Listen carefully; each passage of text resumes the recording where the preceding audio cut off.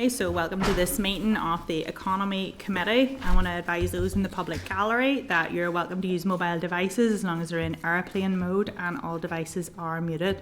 It's not permitted to take photographs or record any of the meeting. So members, item 1, apologies. I have apologies from Jonathan Buckley, MLA. Are we aware of any other apologies? Diana will join us later. Okay. Yeah, Diana Armstrong will join later, and with Padraig Delargy on Zoom. Thank you.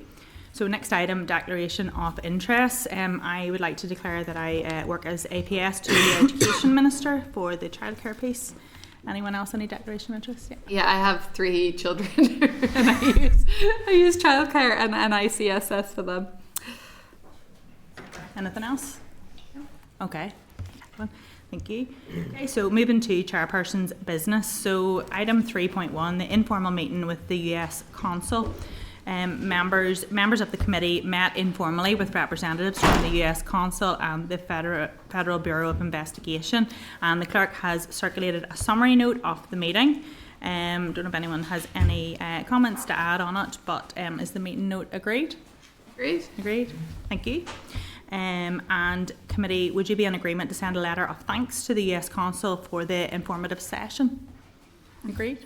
Yeah, thank you. Okay, so then item 3.2, the informal meeting with the Canadian High Commission. Members of this committee met informally with representatives from the Canadian High Commission, and the clerk has circulated a summary note of the meeting. Committee, are you in agreement to note this summary? Yeah, thank you. And again, committee, would you be in agreement to send a letter of thanks to the Canadian High Commission for the informative session? Yeah, thanks very much. Okay, so item 4, draft minutes. Members, page 7, you'll find a copy of the revised draft minutes of the economy meeting from the 22nd of April 2026. Members, are you content that the draft minutes are an accurate and complete record of the committee's deliberations? Agreed? Yeah, thank you. Okay, so members, are there any matters arising? No? Okay, thank you. And we'll proceed down the agenda. So, moving to item 6 on our agenda, we have the Northern Ireland Chamber and childcare partners on childcare issues. So the committee will now receive evidence from the Northern Ireland Chamber of Commerce and Industry, the Federation of Small Businesses Northern Ireland, and representatives from the Sleepy Hollow Group in respect of childcare issues. Members, at page 18 of your pack there is a clerk's cover note. And at page 27 we have a briefing paper from the Northern Ireland Chamber. A briefing paper from the Federation of Small Businesses is at page 33. The draft Early Learning and Childcare Strategy consultation document is at page 38. Previous Department for Economy correspondence on childcare, including the Childcare Providers Targeted Business Support Report at page 127, and a previous Assembly research paper on childcare and barriers to employment is at page 306. So at this point I want to welcome to the committee Stuart Anderson, the Director of Public Affairs and International Relations, the Northern Ireland Chamber of Commerce and Industry, Nikolai, apologies, Director of Operations Sleepy Hollow, and Diane, CEO Sleepy Hollow, and also Lorna Muldoon, Policy Advisor FSB Northern Ireland. So I just want to invite the witnesses, apologies for my pronunciation, invite the witnesses to provide us with an open and oral statement, and then committee would be keen to ask some questions on the back of that. Thank you. Thank you very much, Chair, and we'll get to the name pronunciation in a moment. Listen, thank you very much for the kind invitation to talk on this issue. Look, I think it's an issue that rose to the fore in this Assembly through the excellent work of the all-party working group that was established, where we could begin to see some consensus forming amongst parties, but also an understanding of both the sector and also what it meant for the labour market in particular, which is where our interests, both NI Chambers and FSBs, would stem from. And obviously the consultation took place just within the past number of weeks, which you've got in front of you in terms of our respective responses. It's interesting that on this subject we are inundated with challenges with wastewater, with planning, with skills, with trade, with regulation, with energy, with dealing with the tax burden, dealing with ongoing sense of increasing costs and low growth. And this issue continues to find its way onto the agenda for, I guess, both of our organisations for a number of reasons. And I think it's particularly instructive when you look, whenever we went out to our members to discuss the issue of good jobs, and the economy minister, the previous economy minister, when he set out the economic vision, he talked about what was the defining characteristics of good jobs. And so we went out to our members and asked them, look, here's the list of 5 or 6 things that the minister has said are relevant for you whenever it comes to thinking about the concept of good jobs. And at the top of what they considered most important was the issue of career advice within that list. But childcare featured really heavily as well. So it was within the top 5, and 71%, I think it was, of our members said that they considered affordable childcare to be essential or very important around the concept of good jobs. And you set that against the views on things like access to, or increased access to trade unions, where our members' views were around 11-12%. So that just maybe sets the context for the value of this and what we wanted to talk about today. We also value the fact that a strategy, notwithstanding the fact that it took a long time to come forward, was really good to see the aspiration in it. But I think as an organisation we would be encouraging a lot more candour around what is possible and what actually can be delivered by way of the strategy. And finally, just from a chamber perspective, back to 2024 and the general election, we were very clear that there's a role for Westminster to play in this, both by way of making the workplace nursery model more accessible, but also looking at things like the apprenticeship levy and making sure that we are not disadvantaged to that relative to our GB counterparts. But with that, I'll maybe hand over to Lorna, maybe in the first instance, just to give FSB's perspective. Yeah, thanks. Good morning, Chair and committee members. Thanks for the invitation to come here on behalf of the Federation of Small Businesses to speak with you about the provision of childcare in Northern Ireland, including the Department of Education's draft early learning and childcare strategy. So kind of by way of context, FSB is the largest business representative organisation in Northern Ireland, with around 6,000 business owning members in almost every single type of enterprise that make up the entire private sector economy, and 140,000 members UK-wide. Our role as a representative organisation is to understand and represent the concerns and ambitions of our members, but the best way to understand the sector is to have someone from within the sector, an actual business owner, which is why I'm glad to have Diane and Nicola here with us today. Childcare has long been a central policy priority for FSB in Northern Ireland. Our focus began under the leadership of Tina McKenzie, who championed the issue during her time as chair of the FSB and I Policy Unit. This early commitment reflected not only the large number of childcare providers within our membership, but also the reality that thousands of small businesses depend on affordable, accessible childcare for their employees to participate fully in the workforce. SMEs employ more people than all large businesses in the entire public sector combined, so the strength of our childcare system directly shapes the strength of our economy. When childcare is unaffordable or inaccessible, the consequences include reduced labour market participation, lost productivity, and recruitment and retention challenges for employers. These pressures fall disproportionately on women, but the economic impact is felt across the whole labour market, which is why FSB has long argued that affordable, accessible childcare is essential economic infrastructure and must be prioritised as such. The draft early learning and childcare strategy is a welcome and long overdue move towards a long-term plan to deliver more affordable, accessible and high-quality early learning and childcare. However, while the strategy sets out a direction of travel, there remain significant challenges that must be addressed to ensure its ambitions can be realised. High regulatory demands have created a fragile workforce pipeline, so the strategy's commitment to professionalising the workforce and establishing a qualifications framework is welcome. But professionalisation must be matched with realism. Providers cannot raise wages or expand staffing levels without either the funding to do so or by passing the increased cost onto hard-pressed users. Childcare is inherently cross-departmental, and without strong coordination, there's a real risk of fragmentation. Strengthening the infrastructure around the strategy will be imperative, as will close coordination with labour market partnerships and FE colleges to support training demand.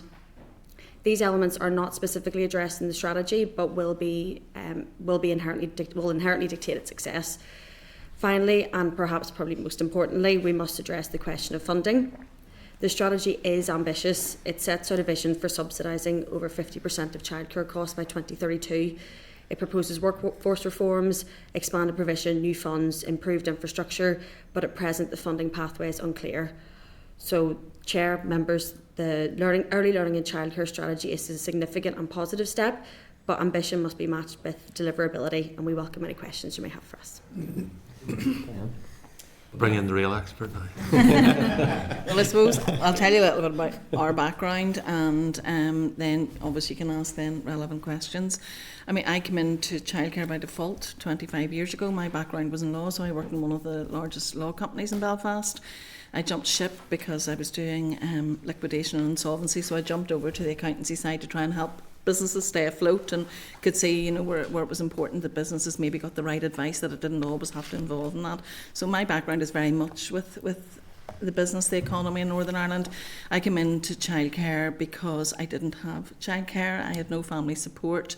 I had, my eldest was in daycare, happened to be Nikolai, he's now in the business, but so he's been through the daycare journey as a child. I've been the working parent with the child in daycare, and then my youngest was born, he was quite ill, and I had no family support here in Northern Ireland, so I bought a daycare. This was going to be my 4-year career break, and when they were both in school we were going to go back.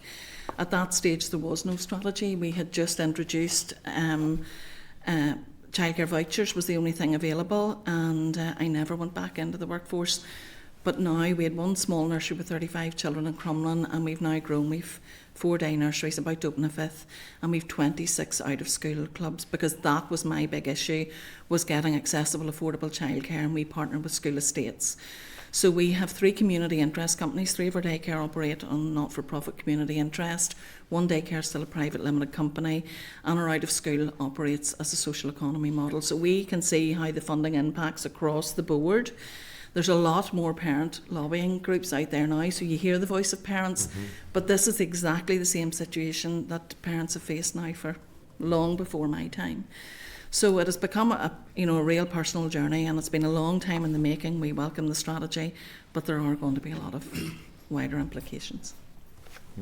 Yeah, so I would kind of echo what's been said by Dan, Stuart and Lorna. I'll come at it more so from maybe a staffing element, because we're coming here as childcare, but we are also an SME, so we do feel a lot of those kind of those stresses that have kind of been put on SMEs, like specifically when it comes to kind of our staffing team. We have nearly 200 employees at the minute. That will be up to about 220 by the end of this year. So a lot of the support which parents are getting for the cost of childcare are really just kind of papering cracks for the increase of costs in childcare, because about 80% of our costs are directly to do with our staffing. Unfortunately, or fortunately, depending how you look at it, where we talk about affordable childcare, we need to talk about quality affordable childcare. So that means adherence to the minimum standards, which means we're dictated for how many children are allowed to be in a room, from how many staff are there. A room can't operate with only 1 staff member there. There always has to be a minimum of 2. So a lot of kind of the pressures of making sure a room is appropriately staffed or staffed accordingly to the amount of children are there, is a massive cost. So really, when we're looking at impacts such as the introduction of SSP from day one, if a business can't afford to have relief staff on board or have bank staff because of the additional costs it's incurring, then rooms close, parents can't access childcare, and it has a wider impact on our economy. So I suppose I would echo, I think, the intent from the new strategy and from a lot of the introductions to the appropriate support that our workforce needs are very welcome. I do think we need to think of the kind of the back end of that, and how that can impact both childcare companies being liquid, and then the impact of parents having accessibility to affordable childcare. Thank you very much, sir. If you're content, I'm going to open up to questions, Kate. Yeah, thank you so much, Chair, and thank you so much for being here today. I actually should have said one of my oldest attended one of your after schools clubs, so I can speak for the high quality childcare you provide. We know childcare is crucial social and economic infrastructure, and I'd like to talk a bit more about your members' experience. But first, you talked about the staffing problems. Can you talk about how that's changed over the past number of years and your experience? Because I think so often we don't understand just how difficult that is with the ratios, with the skills pipeline. What are the key challenges you're finding in terms of keeping the staffing up? So, I mean, we're obviously not alone. There's a lot of turnover of staff in kind of every sector. You know, we're definitely childcare isn't kind of, you know, it's not immune to that either. We're bound to have a certain amount of qualified staff in each room. So we have a minimum of 50% qualified staff in every single setting, every single room, which is absolutely fine. The kind of the skills and the apprenticeships model have been brilliant in allowing us to affordably kind of train up our team. Where we're having kind of massive issues, and that's definitely across our entire sector, is the recruitment of staff. So it's slightly differently to if, say, someone came in and was working as a teacher in a primary school. All our staff need to get medicals from their GPs. Now, not looking at the cost of that, the average for our staff to get a medical form signed, it's a 3-page form signed by a GP, is taking about 4 weeks. Now, I've had staff members take over 3 months. And unfortunately, that's just not, it's far too long for someone to be waiting to start a new position. Recently, in the last 2 weeks, I've had a staff member actually retract kind of our offer because they said their GP asked for £80 to be paid before they could even sign the form. So unfortunately, that's a massive barrier to the workforce. You know, so if I am appointing a staff member, it's taking, say, anywhere from 4 weeks onwards to get the medical form. We then obviously do the access NI, which I'm fully behind, and they get vetted by social services. So really, it's about 8 weeks before we can get people started after they've been appointed. So that's one barrier. And, you know, social services, when they're doing their checks, are more than capable of making that decision of whether someone's fit to work with children. You know, so the actual removal of something that costs our staff members those medical forms is a no-cost option for the Department of Health. And that's Department of Health, is that, and that was being looked at through the minimum review of standards, but yes, that hasn't happened yet. It's already gone out to consultation, and I think that could possibly be almost 12 months ago they looked at that and the review of the ratios. And it's a low cost, it's a zero cost win, which would have a huge impact on providers being able to bring people into the workforce. Now, if you take our example where we work in schools, so a lot of the classroom assistants who work in schools in the morning will also then maybe come to work with us in the afternoon, and it works really well in a partnership with the school, because if they're looking relief staff, or as children get statements of special educational needs throughout the year, they'll quite often say to us, look, you know, if you have any of your team who want to apply for a role with us. So that should be, and it also enables maybe people who are working seasonal work in schools to have full-time contracts with us. So that staff member does not need a medical to be in the school, you know, in the morning, yet we have to go through a brand new vetting process in the afternoon. Same if schools are struggling to have somebody relief cover, and we may have staff who would do relief work. It should be seamless, and I don't know why, you know, the medical issue has not been resolved before now, because people will get an offer of employment elsewhere. Now, unfortunately, on the other side as well, but if people want to leave us, we've had to extend our period of notice. So if, you know, it would normally be a period of a month, we've had to extend that for up to 3 months for a manager, because that is the likelihood. Now, what happens is we put the 3-month notice period, the staff member gets another job, and they will just go irrespective of our notice period, which then puts us in a position of possibly having to close settings. And you will possibly see in the press more and more nurseries are closing rooms because they can't afford to staff them, and these are the simple, literally immediate wins that could be pushed through. And when the rooms, the provision shrinks, the cost presumably goes up. When you have to, I've heard that before, that if you have to reduce it, then you'll end up having to pass that charge on.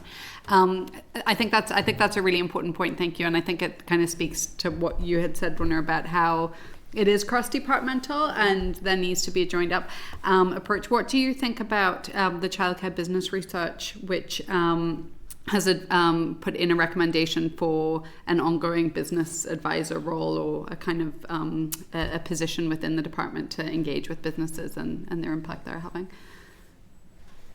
Yeah, look, I'll maybe take that first, and then let the guys in the sector speak to it. I think as an organisation, we in the last couple of years, we've moved to a position of a presumption against the establishment of, because often we have a policy problem here, and the solution to the problem every time is simply, let's set up a body to do A, B and C, and it's not that we are against this as a solution, but if it is put up as a solution, it must clearly be backed by evidence and precedent, and I think that's the first thing I would say. There was a commitment made in New Decade New Approach to deal with ALBs, to rationalise them or to reduce them. I can't remember the specific language that was used. And I think we've got to be a lot more innovative around how we address challenges like this. So I'm not sure whether there's a good precedent to support this. If there is, we are all ears, very supportive of it, but in the environment that we're in and in the challenging environment we're in, it's more a question of prioritisation, I think. Yeah. But I don't know if these guys have anything else. Yeah, I suppose, yes, we would definitely kind of welcome some sort of advisory board. I suppose where it needs to maybe, it definitely needs to be very intrinsically focused on childcare, have that understanding of, the likes of what our ratios bind us to, the fact that, most childcare providers I speak to out there working on, kind of those margins of about 3 to 5%, which if any business consultant came in and said, oh, you're working on those kind of small margins, I'd say, well, what are you doing? They would say get rid of half your staff, and well, we can't. So I suppose, yes, we'd definitely welcome something like that. I suppose we'd like to see some sort of representation from the sector within that position. And yeah, it probably needs to look at more of an educational focus, something that maybe might follow a skill up program style, where we're teaching managers who are going on doing their level 5s, becoming nursery managers, becoming business owners, but never go through that formal business education. So maybe some sort of model like that, rather than funding maybe short term, which doesn't become short term, becomes very long term.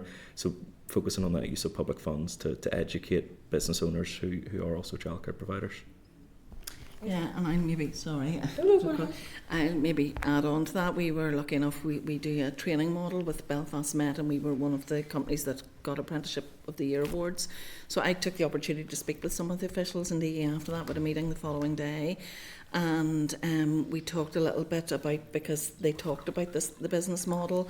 So I used the opportunity maybe to say, look, could we have a follow-up discussion? So I did have a discussion to look at that model, and some of the models that they were looking at, they talked a little bit about the Go Succeed model. Would that work for us as providers? They also talked about the Bright Start model, which I'm not sure if you're aware of that. It's a model that is offered for after schools provision, and the idea behind that model was funding would go to providers, there was business support there, they would offer childcare at a subsidy rate of 50%, but that would scale down maybe to 30%, 20%, and there was a longevity to that. They were meant to be self-funding at the end of year 4. That was what that business model would be. Well, if I would say that Bright Start model is still continuing sometimes in these settings 10 years later, I think it's really important that the business advice is either given. We need to get our pricing structure right. We need to fund the parents so that they can choose, whether that's through universal credits, the Northern Ireland subsidy scheme, so that the child provision can be self-sustained. I think possibly the use of that type of Bright Start model isn't going to work for the childcare. That is not the business model we need. If settings aren't self-sustaining by year 4, there is a difficulty, So I think there's a lot of work, as Nicola said. I think that needs to be, our sector representatives need to be there, the chamber. These are the people who work with the an FSB. They work with the members of these organisations. They know the challenges that businesses face, and we know providers there. There could be a panel of providers there, a bit like specialists coming in to inspect schools. They're using head teachers who are maybe there already. There are people there who can support through various different things. I think that's the one opportunity that I would say is something that could be a big win in this, because our margins are so small that things like the day one SSP that people in our sector don't necessarily know about, they will know about because this is the first pay month, that the factor is that they need to pay SS1, which I'm fully behind, but there isn't the funding there to support the small providers in that. So they're going to be faced with an increased wage bill now for the people who are off sick, but we can't diversify. We need to replace those people. So we're double paying now from day one. That's the type of business support the childcare providers need, because that's not coming out. We're not hearing that as providers across our sector. We're regulated by health. They're not putting out bulletins to us about the likes of SSP, all these good jobs bills that we haven't had a sight of yet. We hear about them in the background, but we are the employers. Those things affect us. So I think the business model for support that's addressed in the strategy needs to come from much wider. Okay, and so that was I could talk about this for the entire day. So I'll just finish on that then. If there's kind of one ministerial action or kind of a key thing that we are advocating from as an economy committee, it's really that.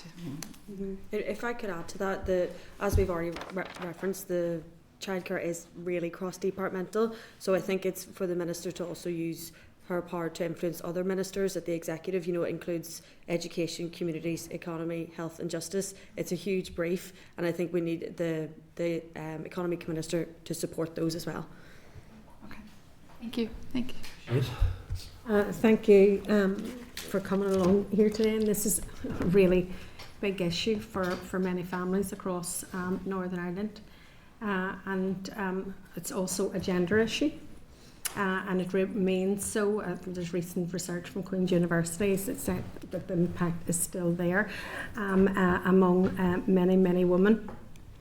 Have you any ideas how you could help support that gender issue, that women are predominantly being kind of priced nearly out of their jobs as a result of the cost of childcare, and just on that price as well? I mean, I suppose sometimes there's a conversation that it's like parents against the providers. Well, it really isn't. Yeah. That's not the conversation. But there has been a support scheme in place, and it's nowhere near touching the sides of the support the parents actually require. They're paying more today after the implementation of the 2-3 cohorts of that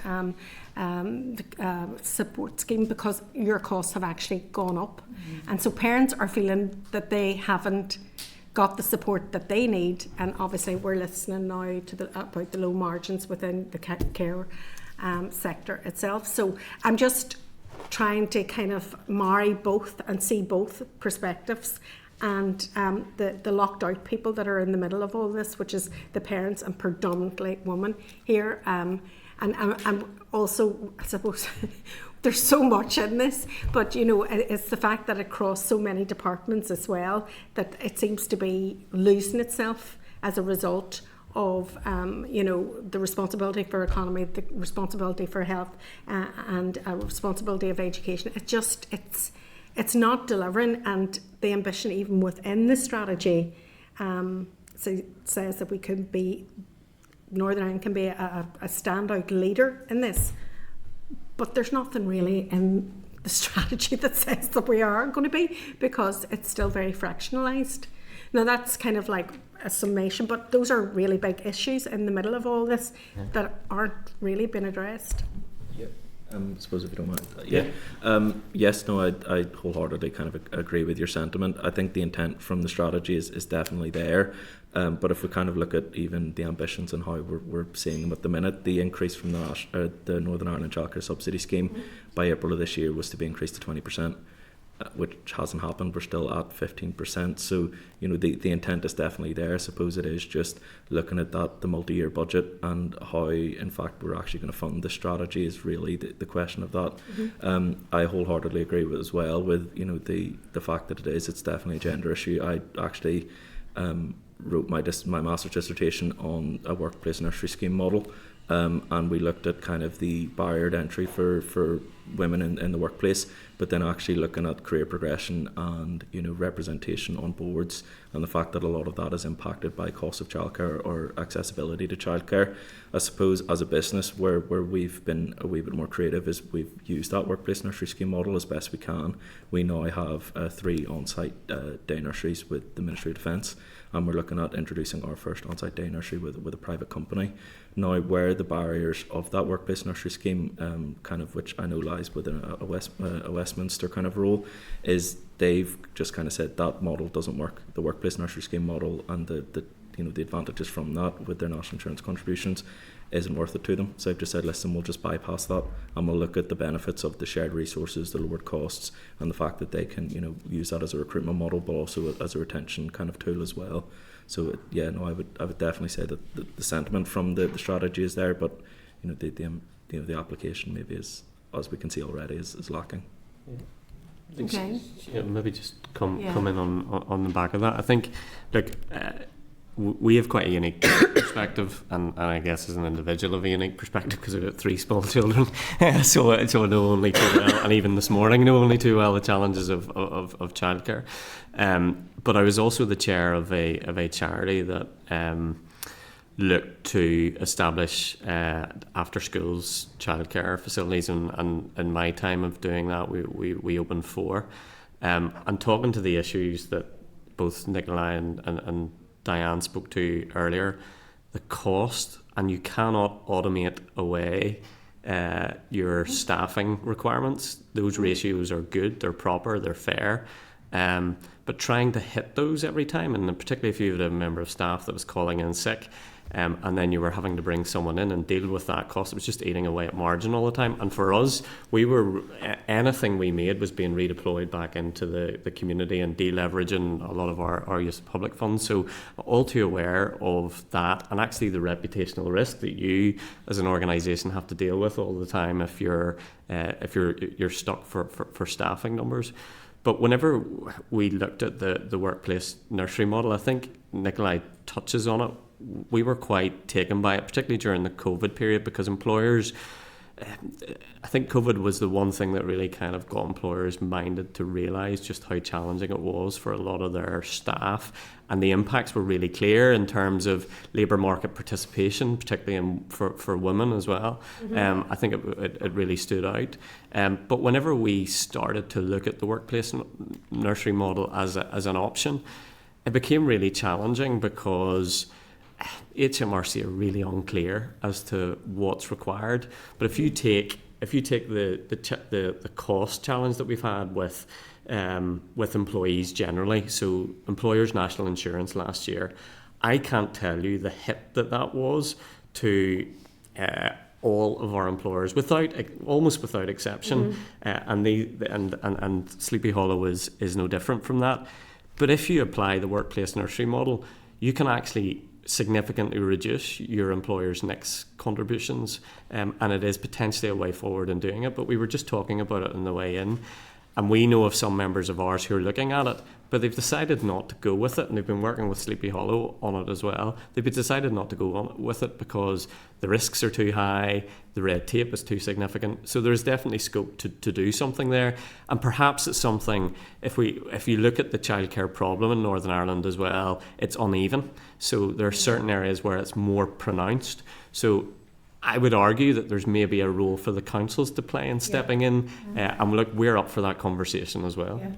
And just on that, Foyle and North Belfast are 2 areas where that childcare provision isn't there at the level of other places, and that has a really significant impact on places of high deprivation. And again, I'm wondering, what kind of partnerships or direction should government take in identifying places where there is a high level or a lack of provision, and what kind of relationships should providers, for example, have with FE colleges in order to make sure that we get the appropriate staffing levels and skills into the sector, that you can provide that. So there's a kind of like an overall community and voluntary sector, private sector, perhaps councils, but certainly within academics or academia as well, within the further education, and to make it an attractive place where people want to work. Excuse me, I've got a tickle in my throat. But I think that there's so much more that could be done and targeted to those areas that actually need it the most as well. Because we're talking here about childcare and businesses and all of that, but the heart of it, this is early education for our next generation. To feel at that level, pushes failure further on up the chain, and then we all have to deal with the consequences of that as well. So I think there's more we could do. Sorry, take up here. Can I just maybe comment on that? Obviously your issue regarding women and girls is something that's really important to me. As Kate, I'm a member of Belfast Optimists, so we absolutely advocate and promote the rights for women and girls. And it is a gender issue. It's something that since I have come into the sector, for a long time I felt that I had lost my career. Now I have found the vocation, but every single across all of our sites I'm meeting working parents. I meet the parents on the ground. I know their struggles. I know the parents when fees come up and they say to me, if fees increase, they're going to have to reduce their days. I maybe have grandparents coming to the door. Parents are having children later in life. Parents or grandparents are retiring later in life. It becomes an entire family burden. So we have worked quite closely with Sure Start across the Northwest. I now live in the North, so across the Northwest, and we are dealing in areas where there are a lot of very good communities trying to come up with very creative childcare options to allow parents to get back into work. I think the very valid point about actually getting that is not going to happen if we don't have a workforce. So we have been working with Belfast Met, and we're now working with Circ. Yeah, so it's really, sorry, I'll kind of Yeah. come in on that. Yeah. Really, and it is something where I think we do need to recognise the work of the department in their involvement in both the apprenticeship programmes but also the newly formed skills academies. Yeah. So we were part of the pilot skills academy for childcare with Belfast Met. We've since been a partner in the second iteration of it, and the third is just about to commence as well. So we're seeing about 12 individuals who've either had maybe a change in career or they're actually entering the workforce for the first time, are coming in with really important qualifications such as first aid training, safeguarding training, so they're actually able to hit the ground running. And one of our inputs into it was actually saying to them, can you get your medical on day one, so that after this 12-week programme you can be vetted by an employer within a couple of weeks and you can really get in and started. So I would really like to recognise the work of the department and their involvement in the Skills Academy programmes and in the apprenticeship programmes. We have, due to kind of start the next round of apprenticeships in September, we have about 42 to 45 apprentices due to go on to do either level 2s, level 3s or level 5s. So the accessibility for that, and the fact that we're able to kind of share that funding, where we're paying their time but their actual qualifications are funded, has been massive, and we're massive advocates for that. As a business perspective, where we're having those kind of under 25s, we also have the reduction of their national insurance contributions as well. I suppose if we're asking from a business standpoint, especially in childcare where we're so heavily regulated and what qualifications we need, it would be great to see that increase. So anyone who's working in one of those apprenticeship models, whether that's as an apprenticeship for level 2 or level 3, or whether they're doing their HLA, to see that kind of national insurance contributions kind of relaxed for the employer in that regard. I suppose where we've seen that increase was really last April.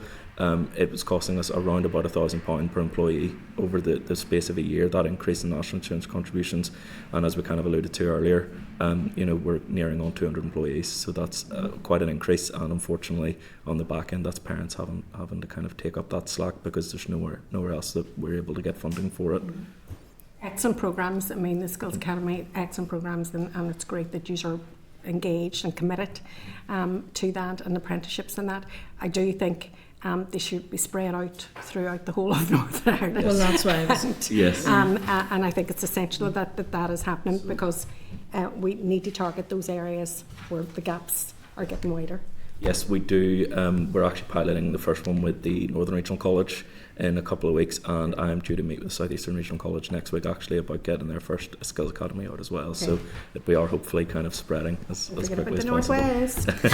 Well, that's why I was starting to go back to saying that we have had those conversations. We're working. We're now going to do meet with 4 principals along the Sure Starts that we're working with in the Northwest. So that model can be replicated. It can help those parents, and it's really, really important. I think you have to understand our nurseries are open 11 hours a day. So where do staff go to get this training? If they're going out and expected to go out at night, it's okay for us because we're a large organisation, but you take the individual day nursery who can't access that. We bring them to our head office, we train in-house, we pay while they're there.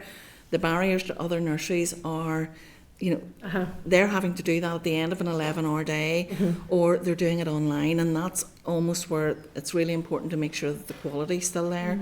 So everything that is happening out there in terms of the department can be replicated and should be replicated, but it's going to have a knock-on effect on the cost to the employer.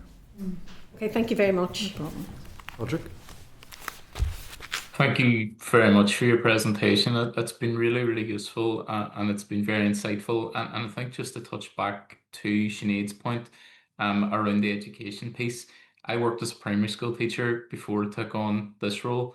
And one of the things that's common with both the experience of primary school teachers and with yours is the fact that people quite often don't recognise or realise the professionalism around that and the qualification that's necessary for that. So I just wanted to firstly recognise that, and moving on from that to talk about the skills pipeline that's involved here. So you've talked about the apprenticeship model, and it's very welcome to hear around the fact that those skills pipelines that you've mentioned will be rolling out beyond Belfast to other areas as well, because obviously there's huge regional difference here. In terms of that, that's obviously one piece of the puzzle here. In the skills piece specifically, what else do you think we need to be doing to solve that? What innovative models do you think we need to be looking at? This is obviously one of many, but what else do you think we can be doing in the interim as the economy department to actually be trying to advance that skills pipeline? I'll maybe just give you a chamber view on that first, and then let others come in. I think this is a notoriously difficult area, and I'll talk about it in the broadest sense, and then we'll maybe narrow it down to childcare. I think the first thing that needs to happen in terms of skills is actually a mapping out where all the public funding for skills goes, because honestly it just seems to go all over the place. And I think once we understood just exactly how much money there was in play, then we can start to work out how we best address the skills challenge. I also think that the Audit Office report from 2024 is really instructive, and I think the recommendations should be followed, and there should be a very clear response in terms of how we address the fragmentation of the skills landscape that we have here. Our view is that there is, and again back to my comment around a presumption against ALBs, and where there are exceptions to that is where the evidence suggests that we should have something.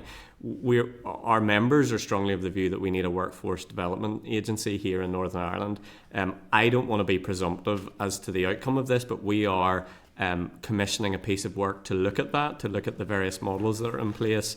And look, we will come back to you on that. It's something that will be undertaken from now until the summer. Also pleased to see that the Minister is very responsive to this, and I know that she's leading the department in looking at it. So hopefully it's something that we're pushing at an open door at, but I do think it's something that we need to get right. But in terms of labour market participation, even the NISRA data yesterday should be an alarm bell to all of us to realise that we really do need to do something about labour market participation here. Our population will be in decline from 2031. We have a migration system that is not aligned to our regional needs by any stretch. And we have an ageing population. The demographic dividend that we benefited from for so long is coming to an end. So whenever we're looking at labour market participation and we're talking about dealing with our areas, the area of economic inactivity, I think it's also really interesting that unlike other parts of the UK and other regions where you've got the people who are out of work because they have caring responsibilities. Here, it's the most significant contributing factor is because of long-term sickness. Here, it's in other places, it's caring responsibilities. It's only about 15%, I think, of those who are economically inactive are because they have caring responsibilities. But I don't think that paints a true picture, because it's not telling the picture of those in particular, regrettably, we have to say it, mothers who have had to reduce their working time in order to deal with the childcare challenges. So I think looking at the bigger picture of skills, there's an awful lot that we need to do. And in terms of the training piece as well, we need to sort out what we're doing with the apprenticeship levy here. The anger and frustration from members of mine that are paying serious sums of money across, which is effectively just a tax, and maybe they've operations in GB and they can see what they can do with it. The other side of it is, if they're not spending their apprenticeship money, they can transfer some of that levy to training support for SMEs. So we're really missing a piece here in Northern Ireland in terms of dealing with apprenticeships, and in particular looking at the notion of even how we deal with that levy that's charged on our larger employers. So that's I guess our view is from a general perspective, but I don't know if there's anything sector specific that you wanted to flag. I suppose I will say that obviously workforce, if we don't have a workforce, it impacts us, but the impact really is in the wider Northern Ireland economy. So every member that you invest through an apprentice, through a workplace scheme, through an entry into childcare. So say, for example, we have somebody employed in our baby room. So every member of staff we bring in who's qualified, that you invest in that training, will allow 3 families to go to work. So if that's a 2-parent household, that's 6 families that are able to go out to work. There's 6 families who can contribute to our economy, the impact on manufacturing, export, wherever they're in. Now take that for a school-age child. Every member of staff that we are able to employ will allow 10 families to go out to work, up to 20 parents. Look at that ripple-on effect. The company that we're currently working with, who has decided, unfortunately, a very large employer, not to go down the HMRC compliance route, is a large hospitality company, huge in tourism, multi-site hotels. I mean, if those larger employers are saying this is a barrier, there's no hope for anything else. So these are all very important contributors to our economy in Northern Ireland. Every business that's here can be held back because we can't provide the childcare support. So there, the issues regarding entry into the workforce in Northern Ireland, supporting the employment academies, removing whatever force that you can do or collaboration you can do to look towards the barriers such as the medicals for our staff, that those are all huge impacts that we're facing at the moment. So I suppose I just want to reinforce the facts and figures of every childcare employee we have in the workforce, how that ripples across the whole of Northern Ireland. Okay, no, look, that's a great sort of summary and view of it, and I suppose like for me, the Scale Up programme, the all age apprenticeships, all those offer increasing pathways, and as you say, like, it's great to have a minister on post who is so committed to this, both from the point of view of childcare providers, but actually to opening up the wider economy to support families in terms of childcare as well. So I think that's very welcome, and it's good to see the progress that has been made on that. I'm looking forward to hearing more about the academies because I think it's a great opportunity. And as Sinead said, hopefully the regional rollout of those will happen quite quickly. I wanted to touch as well just on the crossover between departments, and I think everybody who's spoken so far has mentioned this. But for me, one of the key points on that was the early learning and the childcare workforce plan. So I wanted to get a sense in terms of providers as to what input you've had to that, the engagement with the department on that. And I suppose there's lack of detail in terms of my reading of it, and please correct me if I'm wrong on this, but on the specific details of that, what it'll look like, what it will entail and so on. So I wanted to get a sense of your involvement in that, whether you feel that that's been beneficial, whether you feel you've been listened to, and I suppose the outcomes of that. Do you think that there needs to be more detail, and perhaps more detail on this piece, an additional piece, just to get your wider views on that? Yes, I suppose where we kind of have our major input is through the all-party grouping, which happens here kind of usually once a quarter, and that's been really our main input. There have been elements where it's gone out of consultation. I would agree that there's an element of kind of vagueness around maybe how that looks day to day on the ground for a lot of providers out there. I suppose it's really looking at scaling, scaling of apprenticeships, looking at the introduction of the likes of skill up models. I believe a lot of it should be geared towards the education of nursery managers. I think there is an element of career progression and professional development which kind of it stagnates after level 5, because that's the last. When you kind of keep asking people, oh, you need to do your level 3, then you need to do your level 5, or you need to start even with a level 2 and go on. If they're not mandated qualifications which you need to pursue, once you kind of get to the end of those, you're really at the point where you're thinking, right, is there much else which I'm actually seeing a benefit of? And I do think a lot of that, when we look at practical, educational pieces, we've looked at the likes of skills academies, which are more focused towards management, which are maybe, detailed in how do we look at, business solvency, how do we look at business strategy, where do we see childcare providers in 10 years' time, how do we look at creative kind of solutions to a lot of problems, such as how do maybe single site day nurseries who would welcome, of course, definitely welcome the increased funding in the 22.5 hours which have been put in place, but how do they practically look at actually having children in the building for 2.5 less hours a day, whereas they still are leasing that building for 11 hours a day, they're still staffing it for 11 hours a day? How do they actually look at creative solutions? So it's maybe looking at those educational formats, and I do agree that there is an element of vagueness, and it possibly is an area where we need to look at further collaboration between nursery managers and nursery owners, and how the actual rollout of that workforce development does look.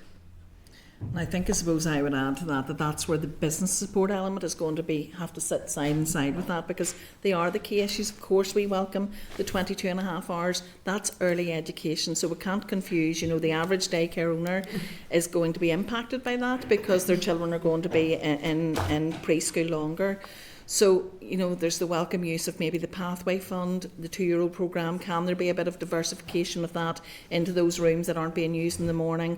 There are qualified staff there, there are buildings there. We should be looking to the skills that we have across Northern Ireland, and the daycare providers and the childminders who will have extra hours in the morning. So there's a lot. I think it sits side and side with what you're saying in terms of the business support should sit alongside that. If I could add to that on the business engagement piece, a SAMBIT, a small and micro business impact test, hasn't currently been conducted by the department on the strategy. I know that they are going to be potentially look at it when they get to the development and implementation stage, but I think I would just reiterate the point that would be really important, given that a lot of childcare providers are small businesses, and it would really help to identify the unintended consequences of the strategy and support the refinement of its implementation. Yeah, that's really important. No, look, that's been really sort of useful in I suppose me getting a better understanding of the specific issues in the area, because we've all, I suppose, been aware of the issues, but actually understanding how it works on the ground and the practicalities of that today have been really, really useful. And I think just one of the things I would like to see coming out of the committee today is actually that we write to the Education Minister just asking for that more detail. What will the workforce plan entail when we see the detail of that, and so on. But look, and all other members want done, that's been really useful, and want to thank you for your time. Thank you, Patrick. Diane? Thank you, and thank you all for coming today. I think it's a really useful cross-section of views on this, and this executive has prioritised childcare as a key point in the programme for government, and 4 months within doing so, the Education Minister, when allocated responsibility, stood up the childcare subsidy scheme. He's brought out the consultation document, and Lorna, I welcome your comments about saying it was ambitious and comprehensive, but it will take a lot to deliver it. But just to pick up on the point, I think you've all touched on it, it's a really cross-departmental piece, and it needs everyone to chip in and work together, not just continually push it back on the Education Minister, because everyone has a role to play here. And in terms of the economy, it underpins everything. Now, I'm a working mum of 3 myself, and whenever your childcare lets you down, all your clients are let down for the day. They've took time to come out for me working in finance to look at their books, and the healthcare system's the same. Where childcare lets down healthcare providers, operations are cancelled. It really does underpin absolutely everything across our society. So it's really important to gather that. And just on the FSB piece, one of your calls was for the better use of government data in order to plan childcare provision and things coming forward. So I was just wondering how you think government data could be better used or shared that way, or to plan for the training. No problem. I think part of the issue is that there is little there's very little data, and there's very little data that's been used cross-departmentally in the formation of these policy interventions. So I know that the strategy calls for the ongoing sector-wide collection of data. Now, our members, there's a split opinion on this, because we never want to add administrative burden to an already highly regulated sector, so that needs to be taken into mind as well. But a lot of the data is already pre-existing. I know and I'm sure others can touch on this, those who are signed up to the early years already have to submit a lot of this data, but it's not being shared wider than that to inform policy decisions.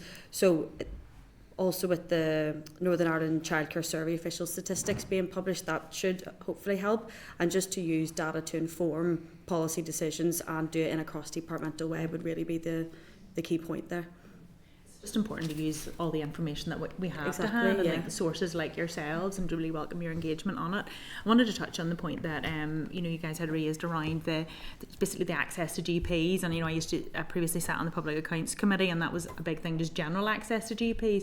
But in terms of access to GPs, to be able to sign off on your staff and members, I wanted to ask as well, I had got feedback previously about whenever people were at the colleges and having to do their placements, is that the same process as well? Because I'd got a few people in touch with me that they couldn't get this clearance from the GPs, so they actually couldn't then do their placements in providers, and then they had to do their placements in schools. So then whenever they did their placements in schools, it kind of shape their career direction that way. So is it the same when it comes to actual school or the college placements?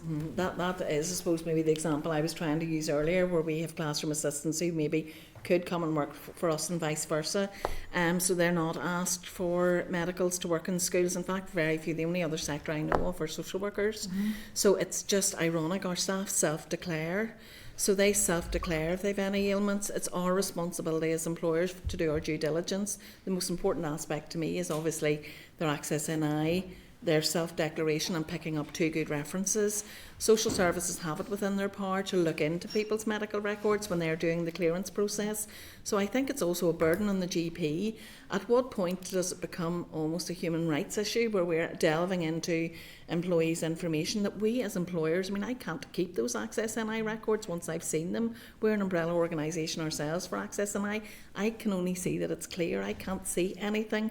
If there's something on somebody's Access NI, that goes to social services. So why should I have the right as an employer to see somebody's medical information, which maybe has zero impact on that person actually taking up employment with us? So I think it's a much deeper issue, but I can't begin to tell you how big a barrier that is to us as employers. And I've given the statistics before, the up to 20 families being able to go out of work because we can't employ that one person or 20 parents. So it's a huge issue, and it is something that has already been consulted on. The survey has been done. So if we talk about cross-departmental, that is something that I think could be fixed pretty soon if it was just taken on as an issue. Yeah, it seems like such a simple thing, but would have such a huge impact. Thank you very much. And then just the final one I wanted to touch on, I can't remember who had mentioned it, but it was just that the workplace nursery model. I was just wondering around that, have you got any examples of that working well, being transferable, or would it be more the very large employers that would be involved in that? Like, I represent quite a rural community. We've got 1 or 2 big employers, but it's a lot of small employers. But I know that whenever there's a workplace model and there's even a bus going to schools and things like that, just makes such a difference to how that operates in the community. I just wondered if you had any examples that you could share. Yeah, there's a number of good examples, and I'm sure the guys can share specifically to their own examples as well. There's one in Westminster. Queen's University have one as well. We were quite keen as well, as part of, because we understood that childcare was of importance to every member of the executive. That we look to maybe even pilot how it works well for civil service employees, just as an additional benefit.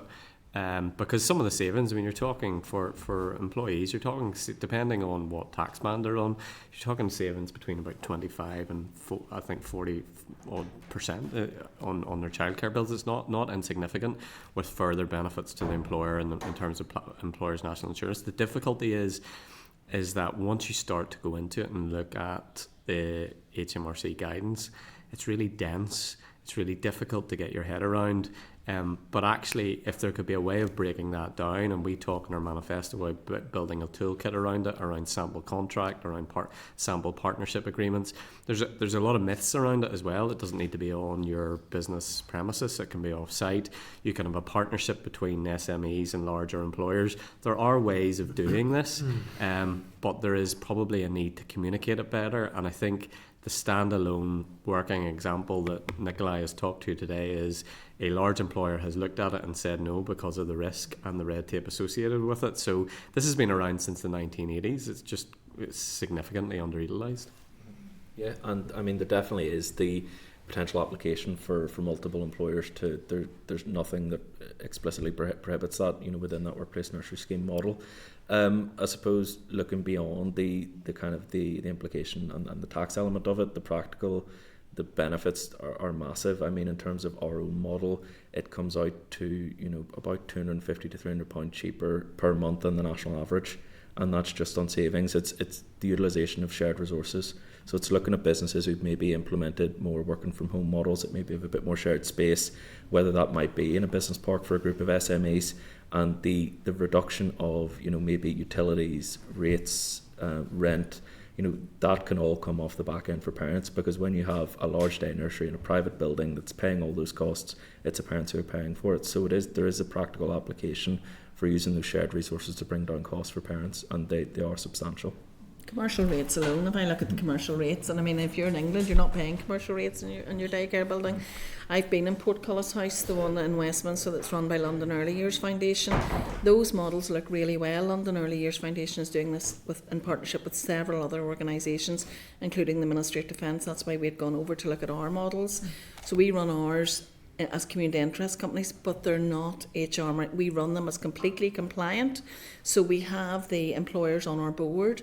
We've got parent representatives on our board. We prepare all the reports that the HMRC would like to see, but nobody's willing to take that step. So, you know, we're running them on that model, and the new one that we're hopefully opening in the 1st of August, we will run it as an HMRC pilot. We will do all of the paperwork, but the red tape, you know, is just something. But I think as providers, we're willing to do that because we've seen it operated elsewhere, and that's really up to the employer. But I think it's very much an employer issue, you know, and I think employers in Northern Ireland need to be looking at this. You know, if they're having workforce crisis, it's either 2 or 3 employers getting together and working with their local provider. Providers have been very, very resilient. I think everybody can say daycare providers have been resilient right across the north of Ireland, and they will work to find solutions with employers in the local area. Thank you very much. Thank you. Declan? Thanks, Philip. Yeah, listen, it's foundational. I think you set the case out very well, particularly yourselves, in relation to getting childcare right, not just from the perspective of it being nurturing and important for early years development, but also ensuring then that we have an infrastructure that allows for businesses to flourish, the economy to remain resilient.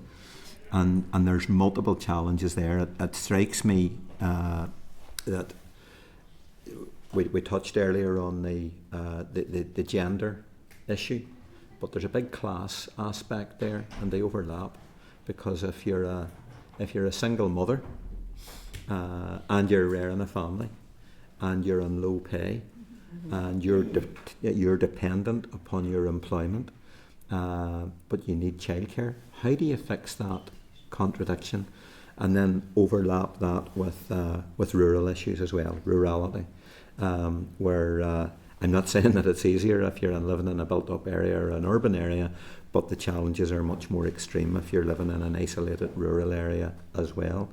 So that's a couple of observations, and of course I think it was yourself, Diane, you mentioned the issue of grandparents who you have to rely upon. So there's a generational aspect to all of this as well.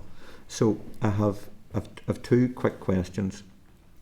In the absence of there being a cap on fees for providers, and this was part of the conversation earlier in relation to the business model, the reality is that costs and fees are going to spiral for families, and that's going to become much more acute again if you're a single working mother living in a rural area trying to get by. So how would you recommend, in the midst of all of the challenges that you've summarised, how would you collectively, both from a provider and from a business point of view, recommend, in summary, about how we try and stabilise the issue of costs for providers and also for families?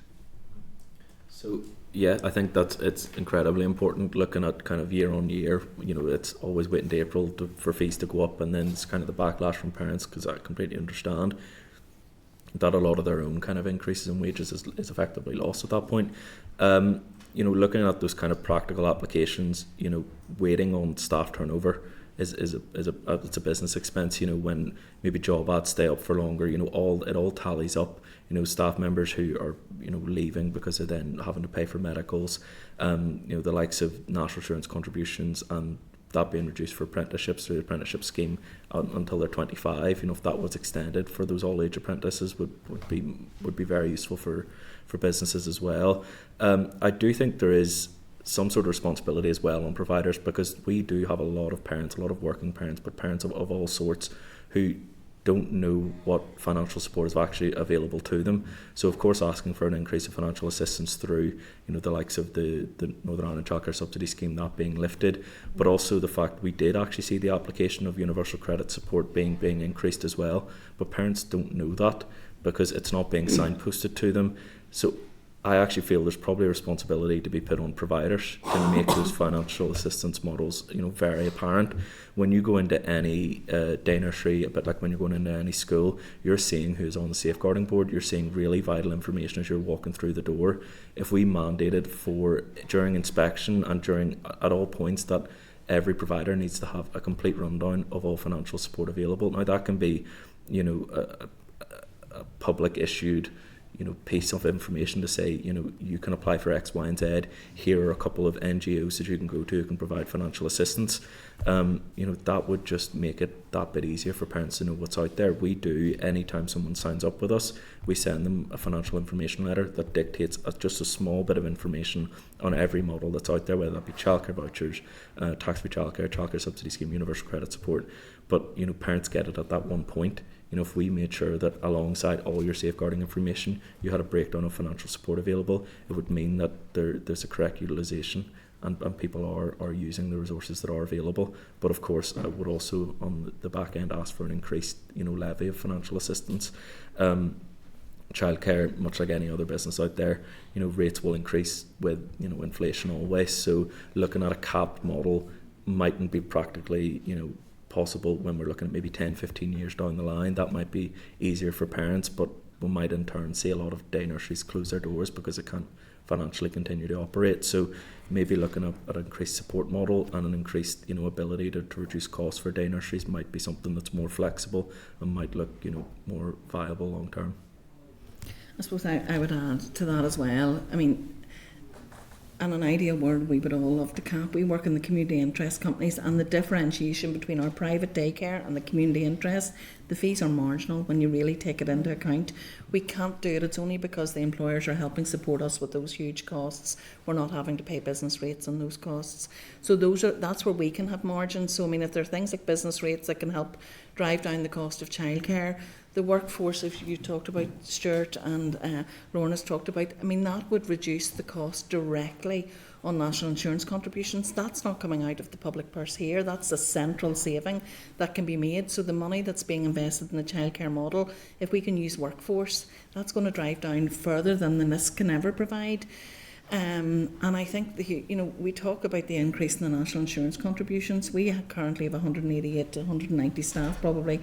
Enable every employee last year that we have, our increase on the the national insurance contributions was increased by £1,000. Now, where are we? The only way we can keep afloat is to pass that cost on to parents. So we have to look at making childcare easier. We have to make sure that we look at the workforce. You know, the NHMRC compliant workplace setting would drive down costs. as you talked about, the apprenticeship levy, huge, increasing that national insurance savings for people of all ages. So we may have returner working mothers like I was, and coming back, and the many parents that we see who are wanting to come back into the workforce, maybe when their children have started primary school.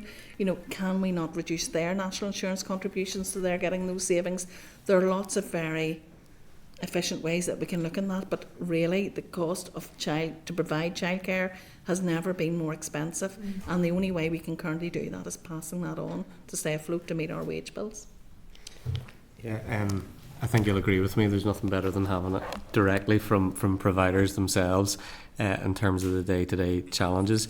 The one thing I maybe just add to what both Diane and Nicolai had said is just around sourcing of suitable premises. We're not. I think the labour costs are the labour costs, and there's certain things you can do to tinker around with that. But there's not a lot you can do about things like ratios that are there for obvious reasons. But finding appropriate premises is really important. As I said, just even from my own kind of personal experience, we were able to run a not-for-profit childcare venture on the basis that we either were doing it out of our own premises that we owned outright, or church halls or schools were providing the premises for peppercorn rent. That then made it possible to do what it was that we were trying to do. So back to the point, I think there's probably a role for local councils here to look at their estates to see whether they have suitable premises, and then we can maybe move on to the conversation around workforce. But I think there's definitely something around the cost of the premises itself, because labour market wise there's not an awful lot I think that you can do unless there's significant moves from Westminster. Okay. Anything else from your perspective? Yeah, so the final point then, Philip, if you don't mind. Someone mentioned earlier on about there being quick fixes, and there are, but they're almost tangential. So how do you assess the nature of the cross-departmental engagement that's required to ensure that businesses are sustainable, but we suppress the costs to parents, and we also deal with those HMRC pinch points? So clearly I thought you were very candid in your point there about making sure that parents know about the type of supports that are available to them. There's a DFC intervention that could be made. Simply identify the various benefit supports that could be made available to parents. It can be put in one page. But there's the broader strategic issue then of HMRC. So across the board, how do you assess the nature of the cross-departmental engagement, the degree to which that is happening?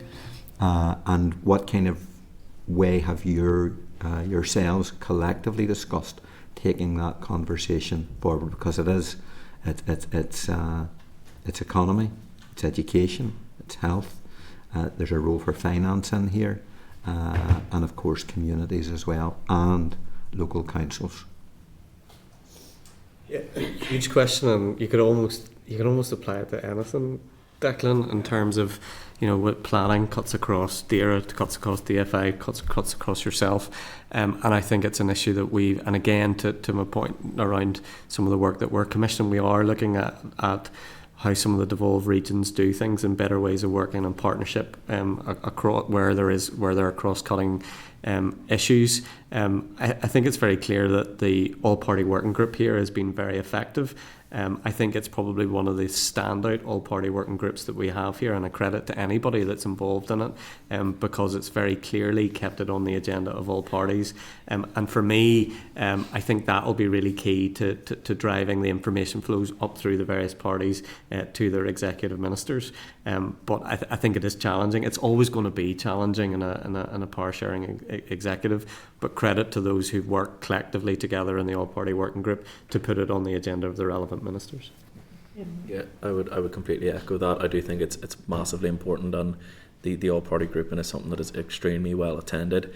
At the last all-party grouping, the education minister was there and talked about the importance of the fact that the funding was ring-fenced for a childcare strategy, and looking at how we can increase that amount of ring-fence funding, because if it is lost to any single department, unfortunately it will be lost, and childcare unfortunately won't be at the forefront.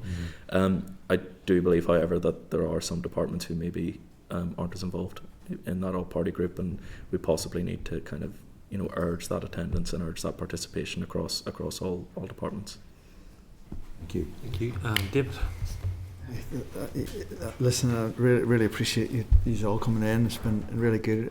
Thinking back and remembering my mum retiring and looking after my young ones, and I'm so thankful for that. Looking back at the cost, a couple of things came out, because this is productivity. It's obviously the next generation, but it's a productivity issue, and there's a gender thing that's been come up.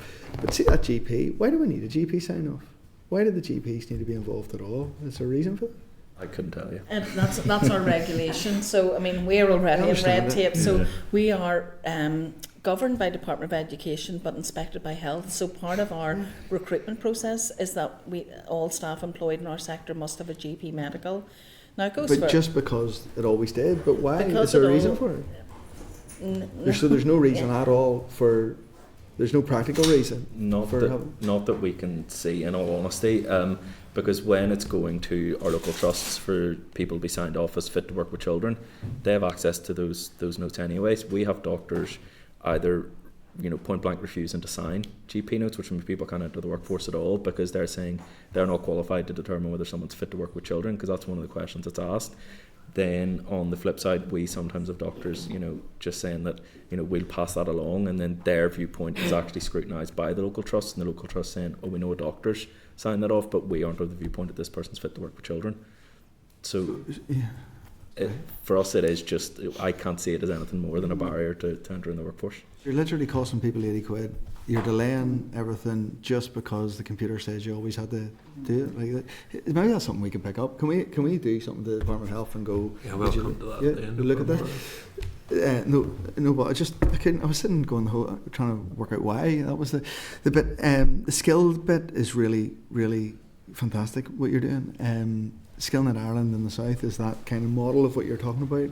European Commission ranked it best in Europe. So we have that model. You're already doing that model. It's how you scale that everywhere. How do we scale that beyond the bit? Is that needs to come from the department, or how do we make that opportunities? I mean, I think the work the department and the involvement has been brilliant when we've seen, especially those skills academies that really have been ground up. And the department have been, you know, anytime we go to the graduations, there's always a representative from the department who's going, right, where's next? You know, what involvement can we have next? Maybe some sort of, you know, involvement between the department and a local FE colleges to say, listen, this is a model which works.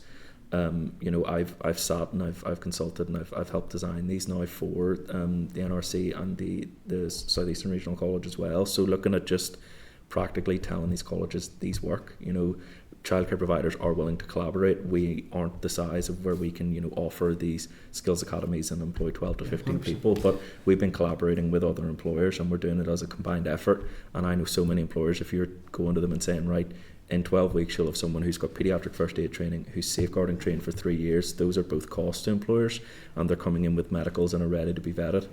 You know, no one's going to turn around and say, no, we don't want that person. It has just really worked, but again, it's something which is definitely in its nascent stages, but maybe just a bit of drive and a bit of collaboration with FE colleges across the country might kind of get It's the businesses driving what they need rather than the colleges delivering what they've always delivered. No, last bit then for me, just quickly, you've talked, FSP talked about the supply side gap, and they've talked about the 80% kind of been in wages and salaries and that, but you talked about other support that could potentially be there. What would that look like that we could?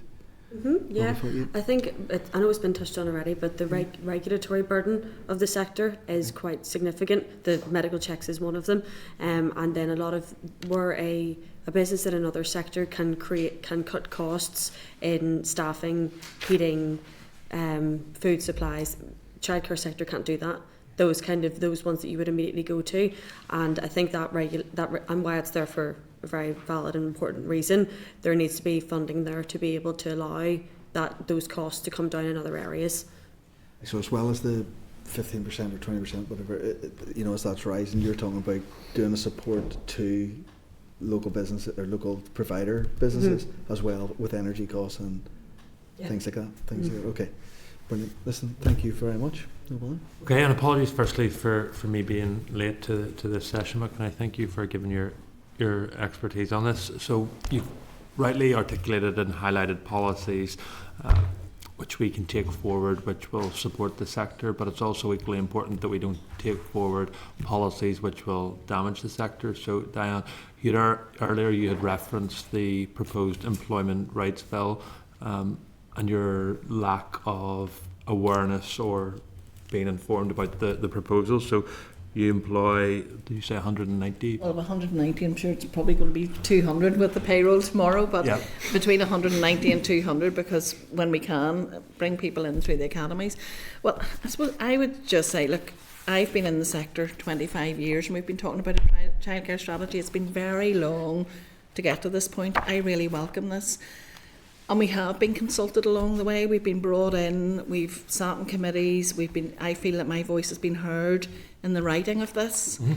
But when it comes to employer matters like the Good Jobs Bill, the likes of the SSP, I don't feel that we're hearing that as employers. You know, it's almost turbocharged. It lands on our desk. There's no consultation. It's a huge impact on what we do. We want the very best conditions for our employees. But we need to be consulted as employers. You know, I know that has a huge impact. You know, nurseries will have set their fee for the academic year. Mm-hmm. There's going to be nothing worse for the parent groups, and we'll hear if there's going to be a mid-year increase on fees because they haven't been aware of the day one SSP rights. So I feel there's been, unfortunately, you know, a lack of engagement with employers. We don't find that out. We work closely. You know, I sit in the policy unit of FSB. Nicola works closely with as corporate members of Northern Ireland Chamber, but the average day nursery doesn't have the time. The day nursery owner, if they're on site managing the nursery, they can't possibly attend the events that we have the luxury of being able to attend because we've several sites and can get released. How are they hearing about this information? You know, I think that's a concern to me as an employer. I think it should be a concern to all members of the committee, you know, particularly if we're interested in the childcare sector. So from your perspective, the proposals, do you think they will increase or decrease the costs that you're charging parents? Of course they're going to increase you know, and the unfortunate thing is that, you know, if the providers aren't consulted, how do we know what our wage bill is going to be? I have no crystal ball to say, look, how many staff am I going to have off sick? So what we have chosen to do, and we can only do this because we've several branches and we can employ 2 extra people in Armagh, we can employ 2 extra people in Lisburn. We have now had to employ those extra people to ensure that we have cover for sickness because we're paying day one SSP, but we're also paying for the staff that are there. I'm not saying it's a bad thing. I want my employees to have that, but who funds that? It's the employer. So there needs to be something there to support employers with these additional costs. Or, unfortunately, as goes back to Declan says, you know, it is the parents, and it's the you know, no parent can afford an increase on their childcare bill, and as providers, the last thing we want to do is to have to drive costs up. But you know, if we don't hear about it, we've no other option but do it. I just think that's important that, you know, that the committee hear that the proposals coming forward from this minister will increase childcare costs. Stuart and Lorna, this is obviously the first time that you've appeared before committee since the unprecedented intervention by the business community in relation to the proposed employment rights bill, and it would be remiss of me not to raise this issue with you now that you're here. I'm just keen to, you've heard what the sector is saying about, they know nothing about the proposals, this will increase costs upon parents. Obviously you issued the letter to the minister. I assume the minister has organised to meet with you since she issued that letter. Yeah, probably just a couple of things to say. We got an acknowledgement from the minister with an indication that she wanted to meet with us once the bill had been published. There is an engagement forum tomorrow as well, which I will attend, and I'm not quite sure what's going to be on that agenda, but I think to our point, it's not opposition to bill, it's an opposition to a very deep, very genuine concern about scrutiny and deep and genuine concern about the ability to do something at the pace that is indicated. And whilst there's been commentary around this bill being staged, which is welcome, we don't know what aspects of it are going to be staged, and we don't know when. So I think we just need to get real clarity. I mean, you're hearing directly from one employer is one thing. From our membership, we have tried to engage as much as possible, tried to get our view. We've gone out to all the employment lawyers within our membership to say, as soon as this is published, can we get you around the table so that you can tell us where the red flags are, where there are things that we can engage with, that we can green light. But as at where we stand today, I have not seen a single word of text that, and therefore policy intent is one thing, and we can debate and discuss that. But actually, we just need to see the text to see what is potentially going to come down the tracks, because it will involve principally primary legislative obligations on employers like Sleepy Hollow. Lorna, anything you want to add? No, I would just echo those points that given that we're still yet to see the detail, and as far as I'm aware, the bill is still yet to go to the executive. That timeline is being pushed and pushed and pushed further to the end of this mandate, and we don't want the rushing of policy not being able to have fair scrutiny to be rushed through, and then employers have to face the consequences of that. Right, colleagues, can I thank you very much for your representations today? It's much appreciated. Thank you. Okay, Thank you, everyone. just allow our guests a few moments to depart, and then we'll sum up some actions. Peter.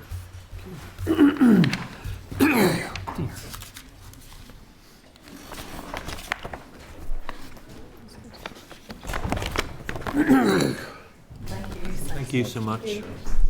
Okay, Peter. So members, there's a couple of actions here. This is the bit where I say what I think you might want to do, and then you then tell me, no, you want to do something different. So in no particular order, to write to the Department of Health, just around the medical forms, asking them to explain the background and the need for these and what their timescale or plans are for removal of such. Then to also write to the Minister of Education, just in terms of the detail for timescales, etc., for the childcare workforce development plan. Write to our own departments, perhaps in line with what the witness has said, encouraging the department and asking to set out what they're going to do in terms of supporting the sector with business advice to help the sector and parents to navigate the benefits and employment costs and financial assistance arrangements. Additionally, excuse me, maybe to suggest to the department that they look to provide workplace nursery toolkits, including the sample forms, so that to ensure that these can avail of HMR, that there are HMRC compliance, and they can those workplace nurseries could avail of reduced costs. Also asking them on their timescale for the rollout of the Skills Academy to the sub-regions of Northern Ireland, the other parts of Northern Ireland they haven't reached to yet. Additionally then to write to the Chamber themselves and just ask them to update us on their workforce development agency research, which they mentioned, and I think they want to come back on. Remember, that's what I got, if I've got that wrong. Patrick? Yeah, no, my points been covered there, Peter. I'm wondering, is it pragmatic for us as a committee, given that a few people have mentioned the regional variants here as well. One of the models that had been mentioned there was around Sure Start, and particularly how Sure Start are in communities which are often very deprived communities. So I think on the back of this committee hearing today, it would be useful to write the Sure Start and actually to get a sense of whether or not there are any actions which potentially we've missed to ensure that their communities, right across the north are impacted as well by this. So I think the actions are clear. I'm content with them, but I wouldn't want that we might have missed out one or two. So I think if we could do that, that would be useful and perhaps augment what we've already done. Thank you, Patrick. Kate? Yeah, thank you. Just the point around the GPs is the review of minimum standards. I've been asking questions since I first became an MLA and was told it was going to be published, and we're still waiting. So I think that's really good. The other point that was mentioned by Lorna was just the SAM bit on the strategy and the impact on small and micro businesses. And the final point I thought was really interesting was about local councils and assessing their estates. I don't know, maybe we just do that as parties with our own councillors, but it'd be interesting to know kind of what work is being done in relation to that. Chairperson, I think we'd write to probably education. They're in the lead for this. and we can ask them if members are agreed to just what are they doing with local councils. Perfect. If that's agreed. Sinead? I missed the very beginning of your question, Phil, but should we write to the Minister and ask her what impact assessments financially that the good job, has she done a financial impact assessment on sector by sector on the good jobs bill, because it's really, really important when you hear just one business saying that will actually have to be passed on to the customer, in this particular instance is the parents. So just, it would be counterintuitive to bring in one piece of legislation to support parents and another piece of legislation that actually counters that. So just the impact, the financial impact and assessment of all of the work that they're doing. Deputy Chair. Yeah, thank you. And listening to the Sleepy Hollow and also the Chamber and FSB on the the feedback as to they're having to sit and wait, even though they've expressed significant concerns around the Employment Rights Bill, that they're having to sit and wait until it's actually published to have that conversation is quite concerning, because this is the opportunity before it's fully drafted and published to take heed of a lot of those concerns. And I guess support the comments of the chair as to trying to encourage the minister to engage a bit sooner with these sectors that have expressed this concern, and just hearing it right through from Sleepy Hollow about how this is going to really impact childcare right across Northern Ireland is very concerning. Okay, hopefully that's everyone agreed with that. Okay, perfect. We're now going to move on to item number 7, which is draft aviation strategy. We'll now receive evidence from department officials in respect of the department's consultation on aviation policy, and I'll welcome back Kieran, Ian and Stuart to committee and hand over, colleagues. Good morning, Chair, and thank you to the committee for the opportunity to appear before you today to give an update on the department's work to develop a new aviation policy. I'm joined here by colleagues from the aviation branch, Ian, who leads the branch, and Stuart, one of his colleagues who have been leading in aviation over the last couple of years. Aviation connectivity is of strategic importance to Northern Ireland, supporting business, inward investment, tourism and access to services. And I recognise the committee's continuing interest in ensuring the policy is clear, evidence-based and deliverable. As the committee will be aware, the department launched a public consultation on the draft aviation policy on the 27th of March. The consultation will close on the 22nd of May, and we want to use it to test the proposed direction of travel, gather additional evidence and ensure that the final policy reflects the views of stakeholders in the wider public. It's important to say the draft policy has been developed over an extended period, informed by engagement with key stakeholders and with the UK Government of Department of Transport. This work has helped to ensure the proposals are practical, evidence-informed and aligned with wider aviation policy developments. The overall aim of the policy is to position aviation as a key enabler of connectivity and wider economic growth. It is important to provide a strategic framework for the future of air connectivity, one that acknowledges aviation as an important part of our economic and transport infrastructure, and one that will support business competitiveness, attract inward investment, and importantly encourage inbound tourism. In practical terms, and recognising our geographic position, the policy will need to focus on how the department can use the levers available to it to support improved connectivity, both domestic and international, and help create the conditions for increased investment and partnership working by airports. These levers are of course set in the context of aviation being a reserved matter. And we need to understand that, as well as the fact that other executive departments have some aviation or aviation-related policy responsibility. And of course that brings in DFI, DERA and DOF.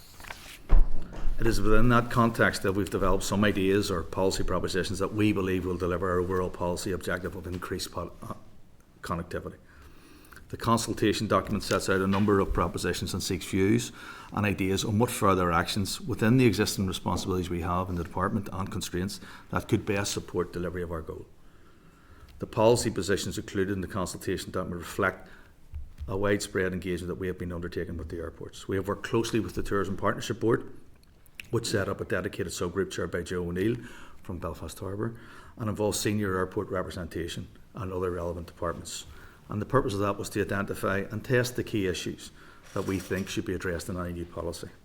And those issues, again in summary, are strengthening domestic and international connectivity through route development, supporting regionally balanced connectivity, developing the case to the UK Government for reforms to air passenger duty and duty free, progressing the aviation decarbonisation in a deliverable and proportionate way while recognising the continued importance of air connectivity for an island region.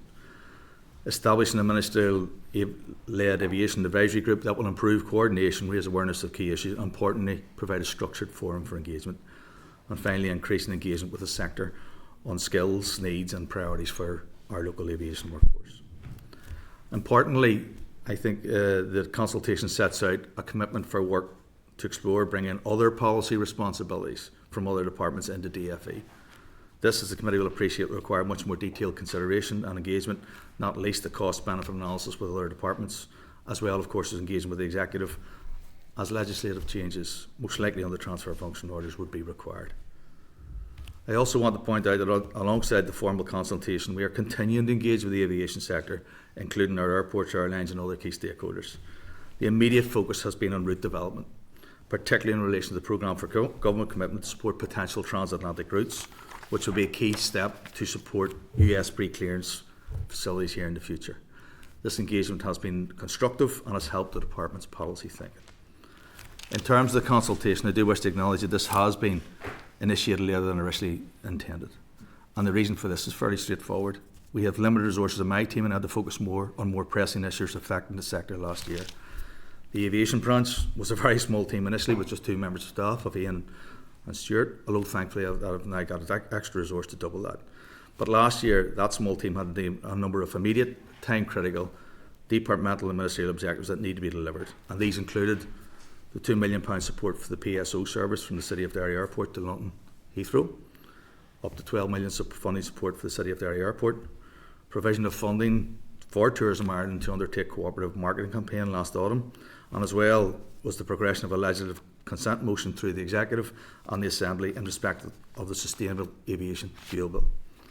And I want to draw on the legislative consent motion as an example of an immersion mission which we had unexpectedly to reprioritise significant time and effort of the team to ensure this was delivered.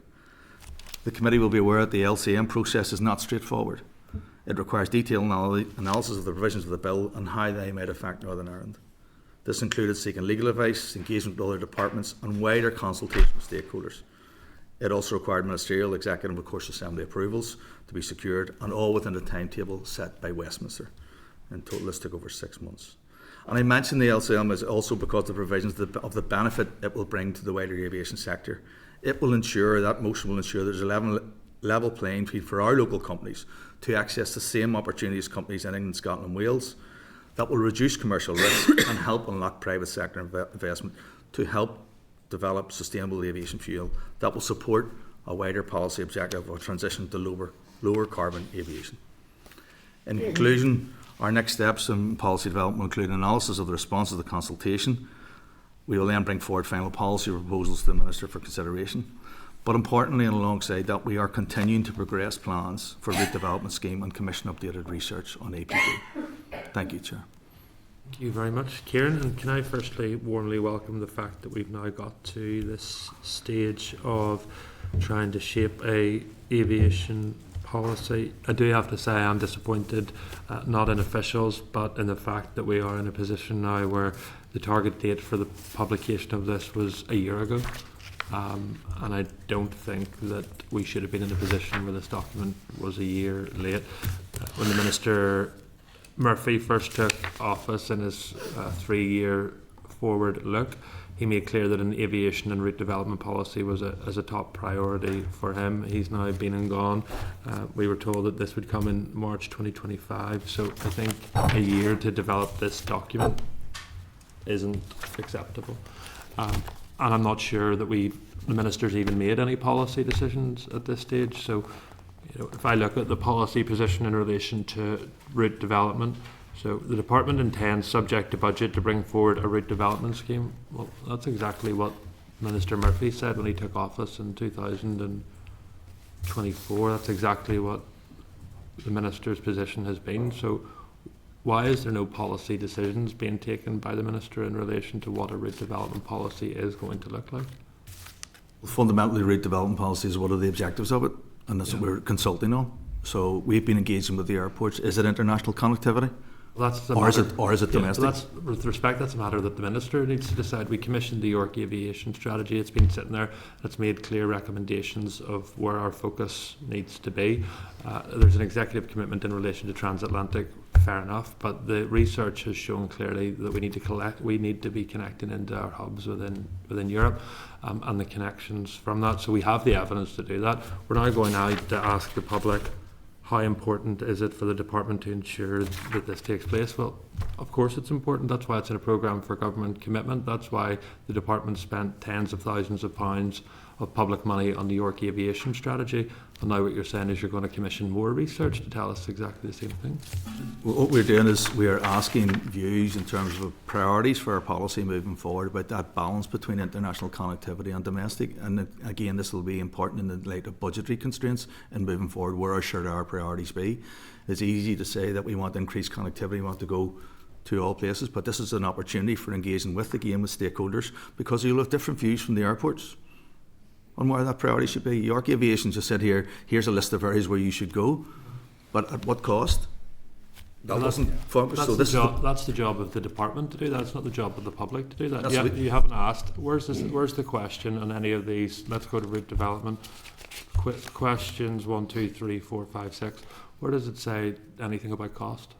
What we want to do is understand where the priority should be. It's about maintaining. There's a drive from some stakeholders about improving our connectivity to existing hubs on existing routes. Others want that international connection moving forward, and this is just a part of the evidence gathering moving forward. So that will help for us to inform a business case to make an investment decision around the cost and scope of that project moving forward. You're not asking people where the new routes should be. What you're asking them is, what should the focus of a route development policy be? Securing new air routes, securing new routes specifically to North America, maintaining current routes, delivering cooperative marketing campaigns, combination of A and D. So I assume everyone's going to say they want all of this. So, well, some may and some may not. That's the point of the consultation. To respect here, that's what we're trying to do, is to try and understand and get a better sense of what the stakeholders believe in terms of moving forward from a wider tourism base. In terms of moving forward, that will inform a business case to make the case for funding in a tight budget environment, the cost benefit analysis of route A, B and C, the sustainability, the longevity. Where are the airlines in this? Where do they want to go? Those are the sorts of things. There's I just, sorry to interrupt. It was something, I commissioned the research and it listed various routes. Yeah. One of my first questions, as we got to know the airports, because before June 24 we had no contact, in that it was airports policy, was not our department. We talked to them and they swiftly, one of the first things I think they said to me was, are we committed to these routes? Can we suggest routes? And we said, absolutely, it's not written in stone. Mm-hmm. Because obviously they're on a daily basis negotiating with our lines about specific routes, what's available, what airlines or craft they have to fly to certain routes. All of these commercial and confidence negotiations are going on. So what we're hoping that will come out of this, and certainly it will come out of this, is that they will come to us with suggestions for routes that they have negotiated with airlines. And obviously they are the experts in this. So the York Aviation was very much give us some idea where the critical things are. Mm-hmm. But I think of some of the ones like Germany where maybe negotiations aren't advanced enough at this stage.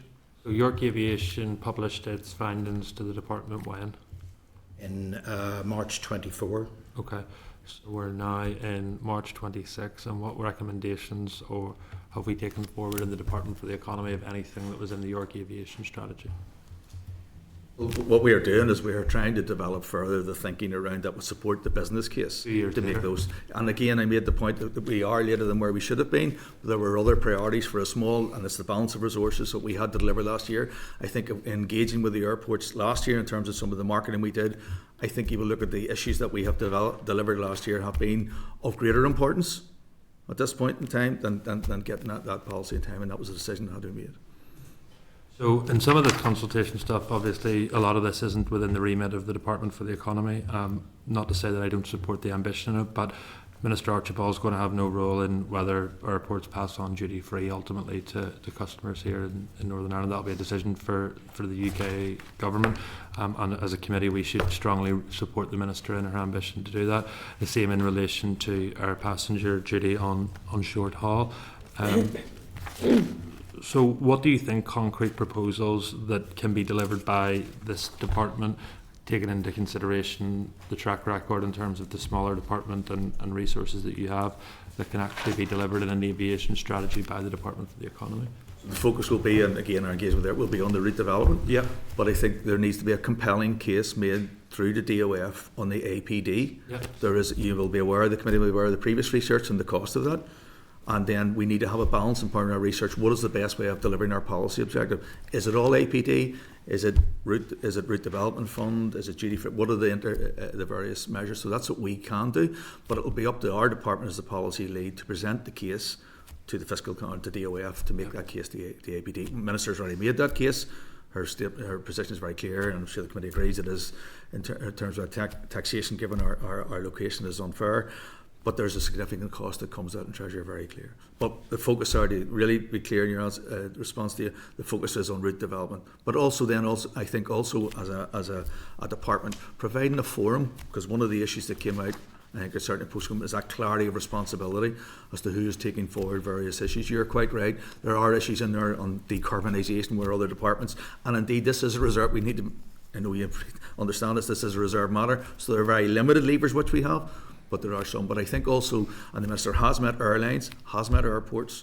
We are engaging with those. I think providing that forum for those stakeholders to meet is important for those stakeholders. And indeed, that's part of the Tourism Partnership Board. That's why it was created. And that's why my view to the Minister was that actually the route development policy should have been a standalone piece of work rather than tying it into a wider piece around an aviation strategy. But we are where we are in terms of transatlantic. When are we expecting an announcement then on the reconnection of flights between Northern Ireland and the United States? I think, Chair, you will appreciate that there are discussions that the airlines drive those discussions with the airports. I think you'll appreciate where we are in that. Is there a business case that you're currently working on? That, again, is the commitment then. It comes back into the informant coming through. There's a balance will be reached here between transatlantic, domestic connectivity, etc. So when everybody wants to do all the routes, there's this, I think you appreciate that. So I can't tell you when. What I can tell you is that we will go through the process of analysing responses, do a value for money assessment. Ultimately, the airlines that will decide which route you appreciate. So I can't give that time scale. Is there currently a business case being worked on within the Department for the Economy about a proposition from an airline to restart flights between Belfast and North America? No, there will be a business case being developed by the department to develop an air route development scheme. There's no not there's no for a active specific. Sure, so there's none at the minute. No. No. And again, with the chair will appreciate that the airports currently are, and I'm sure you're aware, are engaging with a number of potential partners that might bring a route to here. In terms of like any route, they all, yes, we'll come. What's on offer, and what is the funding? Because it will require public funding to deliver that route, as you appreciate. And we're not constrained by, so for example, a airline approaches an airport and says, we can deliver this. The department's line isn't, well, we have to wait until we develop a route development strategy before we would even consider looking at a business case. The Minister would accept a ask at this stage, go through the proper processes, do a value for money test, etc., etc. But what we're saying is the Minister will entertain bids at this stage in interim until we get a firm policy position in place. What I want to be really clear about, that's the purpose of the consultation too. So we want to have what is our focus, what is our target market. So do we just take the first that comes in and work with that there? No, that has not been the case. We have been supporting airlines already through cooperative marketing. I think you appreciate it, through Tourism Ireland, and it's been very successful. What we want to do now with a limited budget moving forward, where does the route give the greatest bang for buck for here in terms of competitiveness? I'm just not clear. Are you or are you not accepting proposals from airports currently? We'll work with our airports now and airlines, but there needs to be a scheme, and there needs to be priorities in the scheme for that investment. And it does need to be. Answer your question, we will not be making a decision on an individual route now in the absence of approval of a scheme. The position is we have to wait until there is a policy. Business case, yeah, develop. So there needs to be, first of all, a route development policy decision taken by the Minister. Then there needs to be a business case. So in that period in which this document and this strategy was meant to be in place from March 2025, airlines and airports have been told, sorry, the Minister's focus is on something else, we won't accept anything at this stage. No. And again, sure, we have been working with airlines, have been supported already on routes, just to be clear, just want to make that clear, and they have. There has been continued support through cooperative marketing and has been consistent over the last There's been number no direct subsidy for particular routes. No, but it helps to offset some of their costs, and it also helps to offset and increase the attractiveness of those routes to get the greater passenger numbers. What we will be doing now, and we are in the process of engaging technical experts to say, look, how does that scheme work within subsidy control? Who is it? How do we fund? What's the best mechanism for funding? How do we demonstrate value for money? How do we ensure that sustainability on a route? Yep. And those are the key issues that we will look through.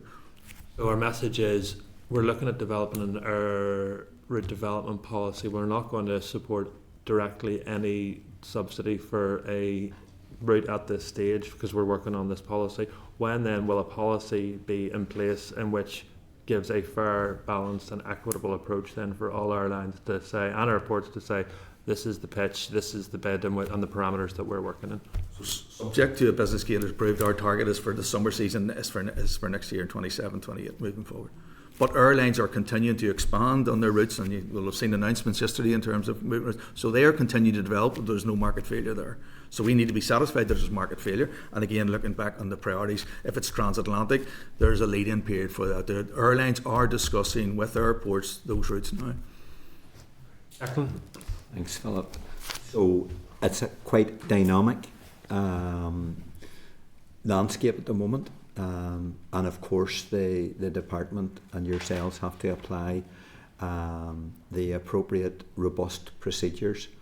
But it would be fair to say that in the mix of that very dynamic environment at the moment, there are discussions taking place that are both in terms of transatlantic activity from the States to here and also from here to the States by way of widening the scope of those routes, and there are new ideas in there, but clearly new airline providers, carriers need to demonstrate that there is sustainability, that there is a viable business model that they are operating to, and then of course then the department has to stress test that against the broader requirements of the aviation strategy. So I get completely what it is you're saying.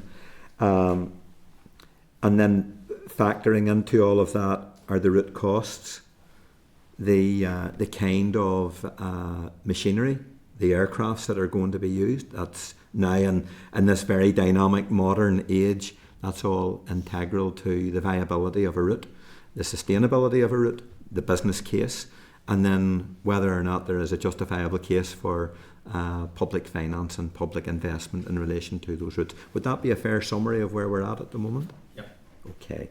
And then my question is a wee bit left field of that, and it's in relation to the introduction of the additional visas, particularly for transatlantic travel, but as it impacts in relation to our tourist industry. And are you picking up any indication at all that the tighter requirement for additional visas has the potential to impinge upon the footfall, the amount of long haul travel, both from outside of here to the north, and then from other places into the north? Not immediately. In terms, I know there was some discussion previously about this, but not immediately. In terms of our discussion with the airports, and indeed they reflected views of the airlines moving forward, the numbers are going up. The passenger numbers, albeit in 25, slightly down in 24, but they are improving. We have no evidence of that. When we engage with the Tourism Partnership Board, route connectivity is the key thing for them moving forward, and some sort of fund moving forward is what they're seeking for. But there's no additional information or pressures coming on us around that thing. Maybe I know you're close to working with the airports. One of the interesting things of this post has been last year talking to the airports, and we're in regular contact with them in terms of issues that have hit the headlines, if you like. And in this case, there's been no feedback that this is causing additional pressures on the airports, or that the airlines have fed back to them that at this stage it's causing any issues. So it's something we certainly will be monitoring. But in terms of the airports and the airlines, there hasn't been any major concerns raised. Based upon, and that's my final point, Philip, based upon that experience to date, in terms of any horizon scanning that you may be doing, is there any reason to have concern that could become a difficulty in the future, or are we agnostic in that at this point in time? Well, certainly they have had no pressure from the airports or airlines in terms of that this is an issue they think we will need to address either urgently or in the long term, but it's certainly something that we'll be very interested, along with our colleagues in the tourism branch, to keep an eye on this and see what the impacts are. It is a very you'll appreciate this. We're in a very competitive environment. There's a limited number of planes and a number of slots moving forward, so issues will impact upon, but that's a commercial decision by those airlines, and they will take all the issues into consideration before they divert resource to flying in a new route or more routes or more frequency into Northern Ireland. Thank you. Declan. Patrick? Okay, thanks for your presentation so far. I'm going to be very parochial about this and ask about City of Derry Airport. But actually, I don't think that it's a parochial issue to be asked about, because it has obviously a huge regional impact as well. So on that, I suppose the fact that both Kiva and other Sinn Féin ministers have essentially guaranteed the future of City of Derry Airport has been pivotal, because we know as ratepayers in the local area that without this, the sustainability of the airport was in jeopardy. And this has lifted a significant financial burden off ratepayers in Derry. So it's been pivotal in doing that, not only in sustaining the airport, but in seeing the growth of that over recent years. So I would like you to give me a bit of an overview as to where that process is at now, the sustainability of the City of Derry Airport model, the department's role in that, and also talk about the fact that the number of flights have increased significantly. So I just want to understand the department's role in that. Obviously, as you've mentioned, that comes on the back of private development from airlines themselves, commercial interests, commercial availability. But I want to understand the role of the department and invest in that. Okay, but yeah, in terms of Cody, you know the position in terms of the commitment the Minister has provided to Derry City and Strabane District Council to provide up to £12 million over 3 years to offset some of the operational losses that airport will make. That process has started, but as you're aware, we just concluded year one. In terms of, and there's some details that can release, but in terms of the passenger numbers, there has been an increase. I think we need to be clear that I think it's 2/3 of all airports aren't sustainable. This isn't about driving CODA into a sustainable footing in year 3 that it will not require future subsidy. This is about trying to build capability and capacity at the airport to attract more lines in, to reduce the operating losses that the council are currently faces as owners of the airport moving forward. That's where so the numbers are increasing. Increased visitor numbers doesn't mean always increase profit, Patrick. I'm sure you'll appreciate that there are whatever offers the airline make or the airport makes to the airline doesn't necessarily create the profit. It is about getting a bigger throughput into the wider region, and that's the benefit for our investment into regional connectivity. That's why the Minister's so keen on this, about promoting access into the northwest. So that's our commitment moving forward. We are working closely with CODA. Obviously the Dublin-Derry route will come on by the Irish Government, will be funded. You know, we are hoping that will start later on this year, will drive increased numbers. The PSO route is critical to City of Derry Airport, which is co-funded by that will be a key decision to be made by UK Government in 2027. And again, with ourselves in terms of co-funders of that moving forward, because that drives significant business and footfall for that region. So what we are doing, Paddy, what we are trying to do is support the airport, increase its capability and capacity to attract and make it more attractive for airlines coming in, working with our wider tourism sector partners. Numbers are increasing, which is positive for the airport. But I just want to be clear, like, it's not about our 3-year funding will not put City of Derry Airport into a sustainable wash your face model. Just so we're No, absolutely but clear about it's that. on a much more sustainable position. Absolutely, and that's what's about. The It's thing about about it, the key part of it is for us that it has lifted the burden off ratepayers in Derry, which was wrong and should never have happened, and actually centralised this towards a strategic model, which perhaps wasn't there prior to that. So I think that's very, very welcome.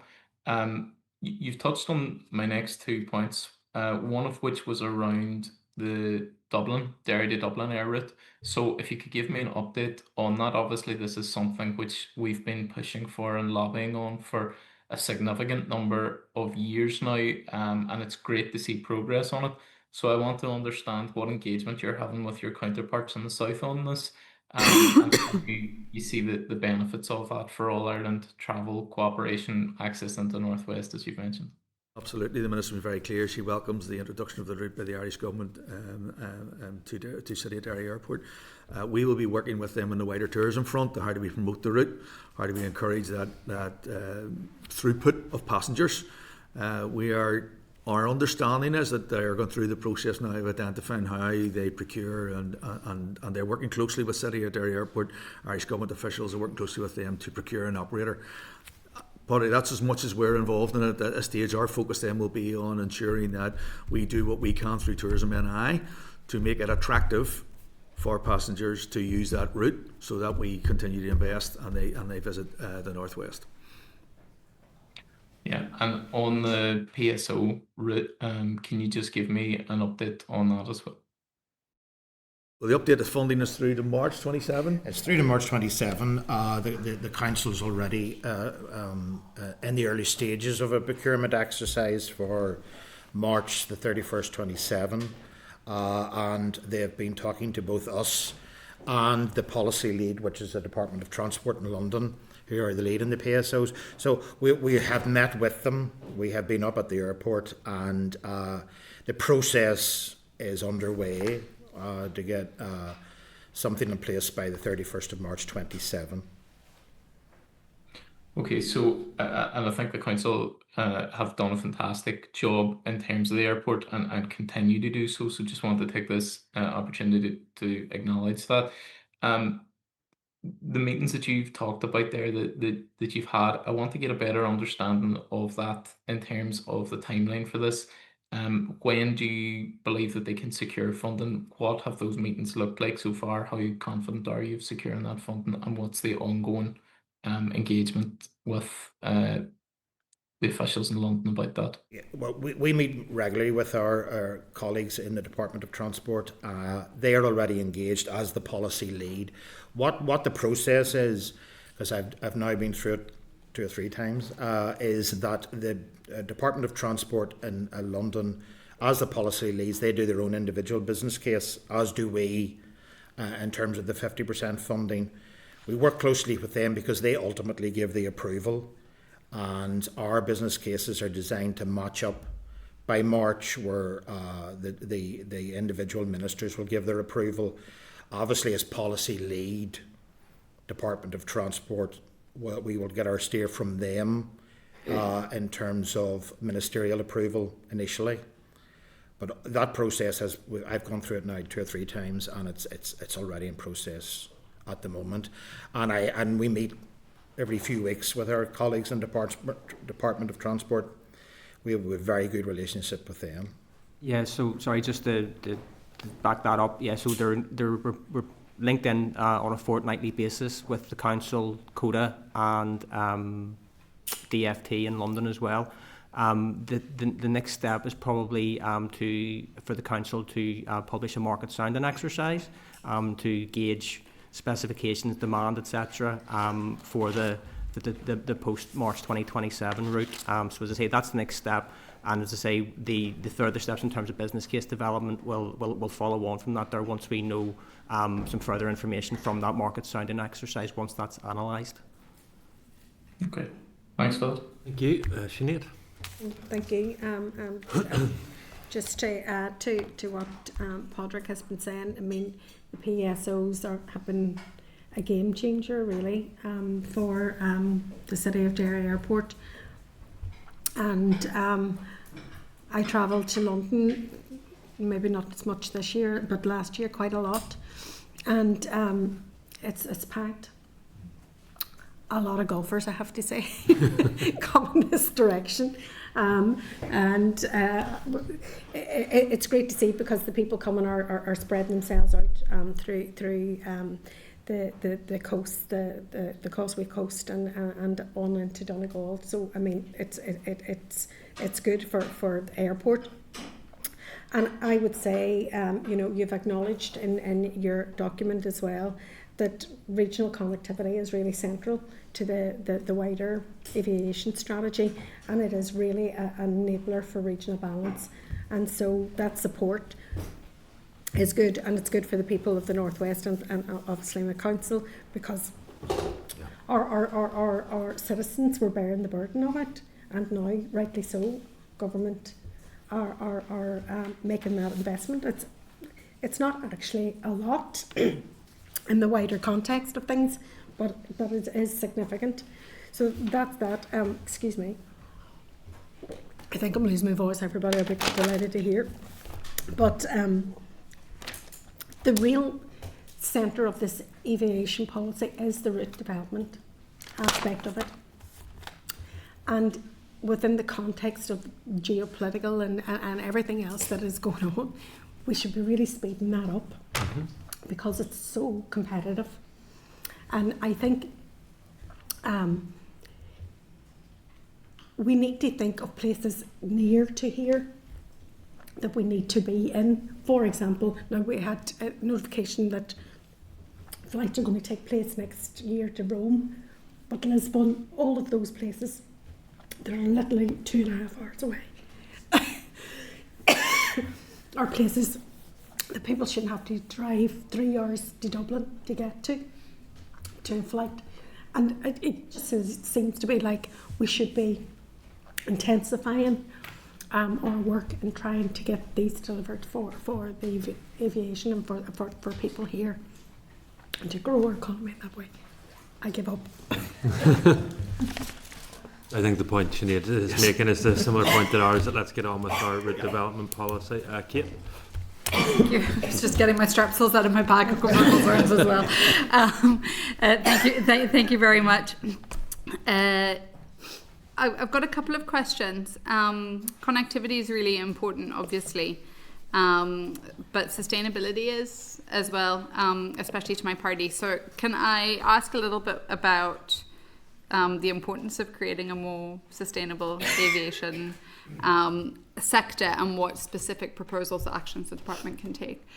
Yeah, but again, come back to the Chair's point about responsibility and reserve matters and what the department can actually do.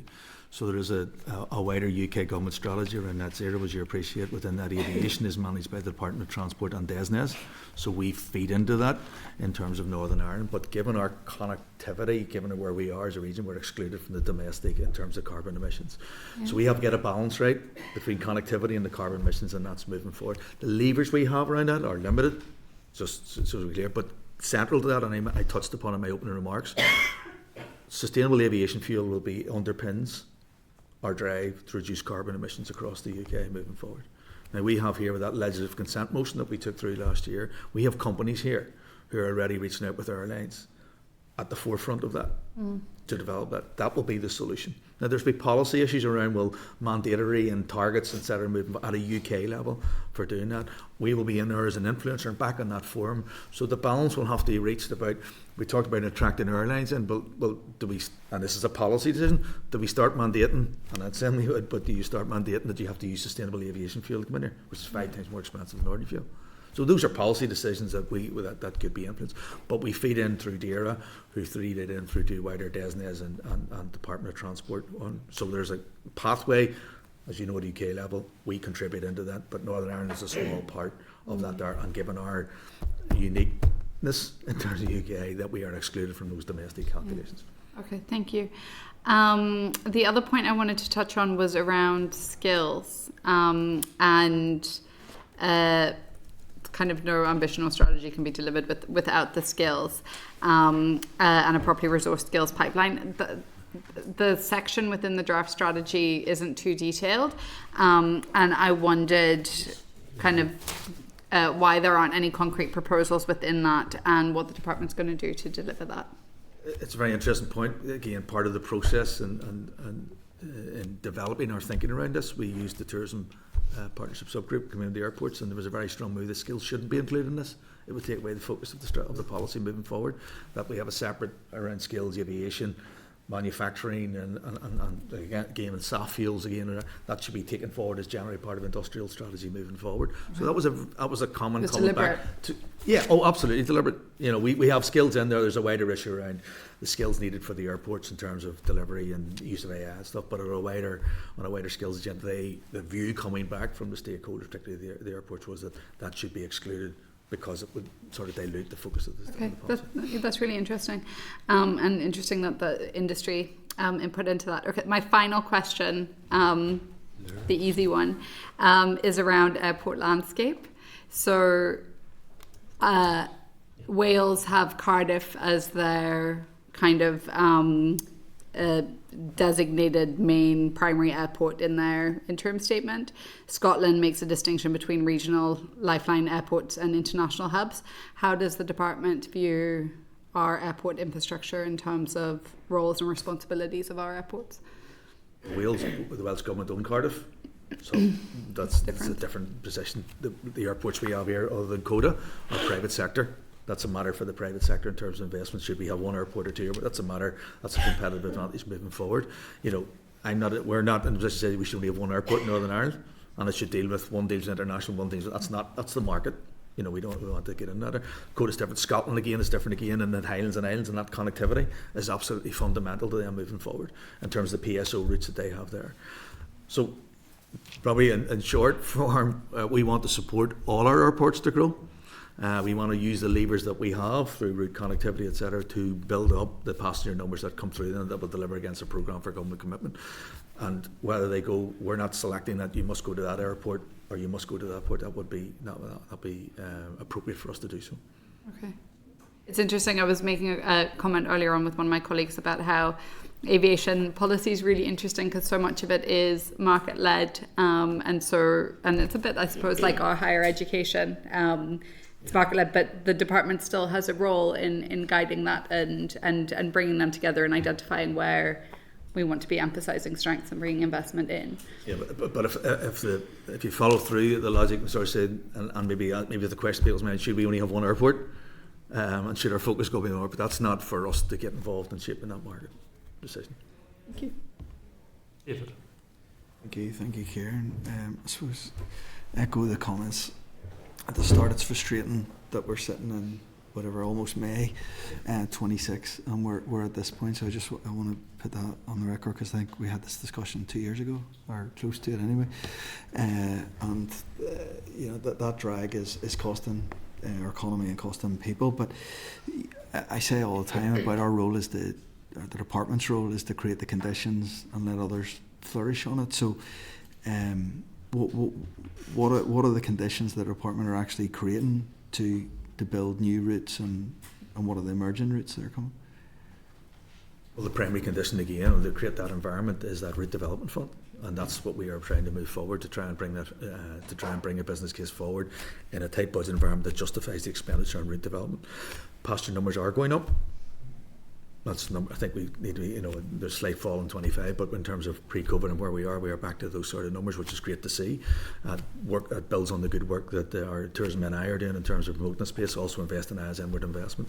So that's our key focus. That we will continue. The airports I know are frustrated around APD, and we will continue but we have to make a case, and there's a big cost bill with that there to UK government. That would be a game changer, they would argue, in terms of that domestic, but there is a cost to that. With Treasury, is it 50 million, 60 million, whatever it would be, and is that the best way of in inverted commas, spending 50. We have taken, as you know, we have taken long haul APD, which has been beneficial and which is fundamental, I think, to attracting the transatlantic route. So those are the primary conditions that we are doing to make it happen. I think also, and I come back to it earlier, I think that providing an opportunity for those senior representatives from the airports and airlines and other stakeholders to come together to meet the minister, to have the opportunity to engage, and she does engage on a bilateral basis and has been on route development, has been working hard with the airlines and trying to support that. Just to add to that in terms of the atmosphere, I think one of the first things that struck me when we were taking this work forward was the fact that the airports were saying we need to raise the profile. You know, aviation is one of those things you fly in and out of the country and you don't think about it. And I think that has been something from day one that we've worked hard, and it has raised the profile. We meet with them regularly, the minister. We meet regularly with transport to raise local issues with them, and I think the policy document has done a lot to raise the profile of aviation and confirm how important it is in terms of inward investment and inward tourism, and the department is behind that and supportive of that. Pick up on those two things. What's the budget from the department for this aviation fund? The budget has not been set yet. That will be a matter for the minister to determine in terms of her priorities moving forward. We haven't got a budget at all. Well, the minister hasn't agreed a budget for this year. What was last year's? There was none for route development. We haven't had a budget at all for this? For route development, not for this, no. Not at all, okay. You talk about tourism. 75% of our tourists come through Dublin Airport. So what engagement is there with Tourism Ireland to promote Belfast and Derry Airport? Maybe I articulated earlier the fact that we have been working with Tourism Ireland. We provided over £400,000 last autumn to promote routes into Northern Ireland, and they have done that, and they've done that every year very successfully. So they have been working on behalf of stakeholders here and with airlines and airports to attract more passenger numbers to use Northern Ireland airports. And then directly with the Irish government, they have a cap in Dublin, 32 million people. So what engagement is there directly with the Irish government, and not to see Dublin as competition, but to share the place and to start to see growth and right across? I think that's the wider point on the route, on the airlines and the route connectivity in terms of with the government, not with the airlines. With the Irish government. So there's no direct conversations we are having in terms of that passenger cap at Dublin Airport. It's an opportunity that our airlines and airports want to exploit in terms of, and then back into your point about what are the conditions that we are trying to make that happen. Whenever you look at the Irish government strategy, and they have a strategy every number of years, it says to optimise Irish airports network to encourage connection to the world. So what engagement is there with the department, with the Irish government, to be part of that? So the Irish government own their airports, and that's what, in terms of DAA, and they have a regional responsibility as well. The policy objectives are the same. We want to increase connectivity. For us, and all that's about getting more flights into here. And with all due respect, I could ask anybody in the street, and they would tell me that they want to increase numbers. Like that's not a. But what I'm asking directly is, if we're sharing this island and we live on the island and there's a cap in Dublin, do we view them as a competition, or would we view it as working in collaboration? Well, it's the airlines. Well, in terms of. I'm talking about policy. I'm talking about from the department to the department in Dublin. The Irish government say to optimise Irish airports. Are we included in that? No, that's like. And what conversation have we had to be included in that? In the Irish government's with the Irish government policy for their airports. No, it's not for their airports. It says to optimise the network to the island. It's theirs, yeah. We live on the same island. My question is, what engagement is there from the department to Irish government level that we to make sure that we're all working on the same thing, to collaborate together? We are competitors, just so we appreciate that. We are competitors for. You're telling me the Department of Economy and Stormont is a competitor to the Irish? Our airports are competitors. Sorry, could I elaborate in the sense that I mentioned the work we're doing with the Department of Transport in London. The obviously there are issues in terms of Irish connectivity, that they had advantages like APD and duty free. So it's sorry, and pre-clearance and pre-clearance, which is a colossal important role. Certainly in the past, there has been a sort of more, yes, they're very competitive, and the airports, one of the reasons we cannot really share what they're saying to us is when they're in negotiations, they're very much competitive. They don't want any of the other airports to know what potential routes they're looking at.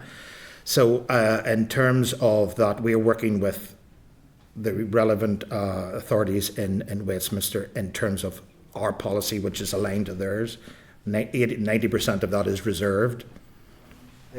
I'm not asking about the routes. I'm not asking about the airlines. I was asking about the policy on we have 78 million people come through our airports. How we can work together to make sure we get more of that coming through the Northern airports. And what you're telling me is there's no engagement basically with the Irish government. On that specific issue, but we engage, as you said before, on the PSO route moving from. I think it's probably fair to say, in fairness to, and not for me to defend the Minister on this, she's been clear in terms of working with our Irish counterparts in delivering this Dublin-Derry flight, but also in relation to ensuring that Tourism Ireland agnostically approaches all of the airports in the island of Ireland. That's tourism. Again, just to be clear, that's what I meant. That we work with Tourism Ireland absolutely on the promotion of the airport, and they do that. I'm sorry, just in struggling with there's it's as if so an airline wants to land on the island of Ireland, does the two governments work together to see which best airport? I don't know if that's where you're coming. Where should they land? No, I'm looking at this. The cap on Dublin Airport of 32 million people. You can't put more flights into Dublin Airport. They're at their capacity. So how can we not work together to deliver more into Belfast? That's what I'm saying. Our Belfast doesn't just it covers a lot of people, or can potentially. Last question from me. Businesses looking connectivity in Europe. Have you engaged with the business community of where those routes need to be? Again, that will be part of the process. Again, we look at Invest in Now, where our target market is. The focus primarily has been on tourism, through that tourism partnership board to sort of say, look, where are, and in terms of that inward tourism moving forward. But that's the balance to be reached about that day-to-day travel with Frankfurt or Milan or wherever else may be. Have you engaged with the business community to where those routes need to be? In terms of the local business community, yes. Oh, sorry, that's my system. We have, and it will be an ongoing thing. We want to set up a stakeholder advisory group, and a key area of that, which the Scots have shown has worked very, very well, is working with the local business community to see where it targets which particular routes it would benefit from. And I mean, in a very long-term strategy, what the Scots will do is work together in terms of the business community wants to focus on a certain area, the food and drinks industry wants to focus. We tie in our route development policies with the same routes. So that advisory group that business will be a core part of that, it'll be a key part of that. Okay, thank you. Diane? Thank you, and thanks very much to you all. I'm really keen to see this aviation strategy come forward. I think whenever we have positive things in Northern Ireland, it's important to promote them, and just even with that, there's the entire sector, and just one day always remind people of the point that about a third of the airplane seats that are flying around in the world are made here in Northern Ireland, with a huge number of those in my constituency, my hometown, Kilkeel and Collins airspace. So when we have stories to be proud of in the sector, that connectivity, just really, really keen that we get out, and keen to see this progress. But in terms of the strategy, you just had said, just a quick one from me at the very start, other things took priority. You're a small team and you only have so many resources. I just wanted to ask, in terms of the size of your team, have you got vacancies, and do you feel that you're appropriately resourced? The initial team was 2, was the guys who were 2, and that has now been doubled. So we have 4 in that there. That will be enough for us to take forward the plan of work that we propose to do, particularly around APD research and route development work moving forward. Thank you. Thank you. And finally from me, what's the current subvention from the executive to Dakota at the minute? How much has been drawn down? So it's up to £12 million over 3 years. Yeah. The first drawdown will go through for last year for CODA will be the final payment will go out in June, and that will be dependent on the operational losses. So I can't tell you what that amount it is, but it's up to £3 million a year. And how much has been drawn down of that 12 so far? The first year, when the first year the contract was signed there, so the first payment will go through to the council very shortly. It comes in 6 monthly tranches, depending on performance. And that's just on that's just on the operational losses, and then obviously on the PSO route, they have drawn down and continue to draw down their funding on an annual basis, whatever it may be. From the department's point of view, it's 1.1 million, which is 50%. So up to 4.4 million a year That's from. from 25 So it's up to 4.4 million a year from the Northern Ireland Executive Dakota. for the 4-year period of the PSO. Yeah. So if I'm Belfast International Airport or I'm Belfast City Airport, and we see that the Northern Ireland Executive is supporting my competitor to the region of £4.4 million because the current model of quota is not financially viable, what's your answer to that? So let's extrapolate the two. So the PSO route is a decision by UK. Okay, well let's go for the 3 million then.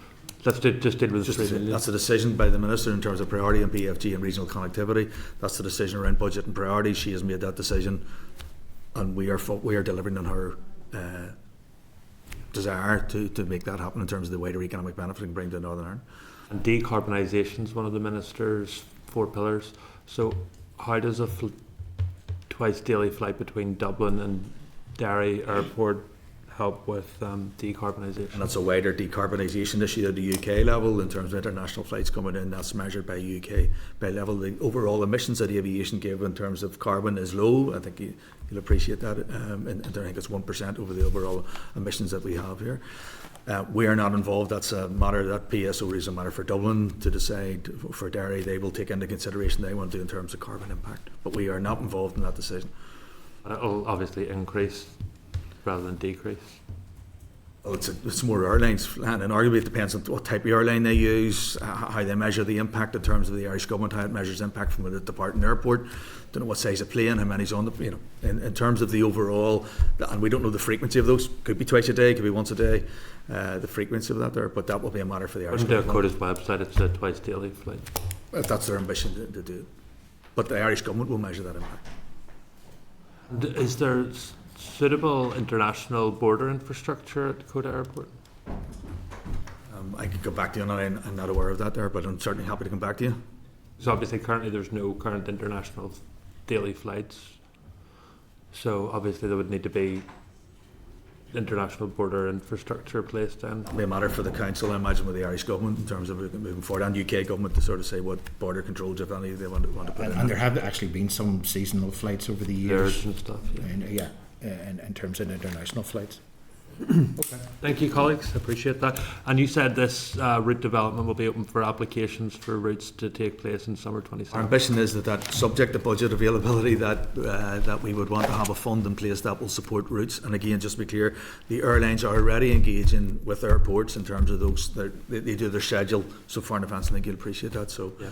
The that will then be year. included in budget 27, 28. Okay, perfect. Thank you, colleagues. Much appreciated. Okay, then. So, right to the department, just in terms of the border infrastructure, if members are content to that, just maybe wait for the feedback from the consultation. Yep.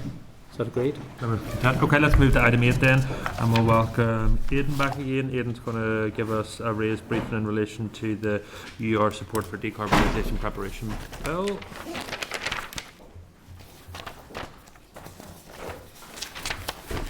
Chair, I'm going to have to leave for 15 or 20 minutes. No, we'll I'll be come done back by for then. the... Oh, will you? Yeah. Don't worry. Peter's clerking at 2 o'clock. Another committee. Thanks, Chair. Yeah. Thanks, members. I'm here to talk to you about the Utility Regulator Support for Decarbonisation Preparation Bill, focusing on what the bill does, highlighting some policy considerations and examining the potential impact on the public purse. I'm conscious that the debate, second stage debate, on this was yesterday. So a lot of what I'm going to say is going to echo that debate. So stop me if you've heard it before, I guess. So the Article 3 of the Energy Order, Northern Ireland, 2003, established the Utility Regulator as the economic regulator for electricity and gas in Northern Ireland, and its powers are outlined across 5 different pieces of legislation.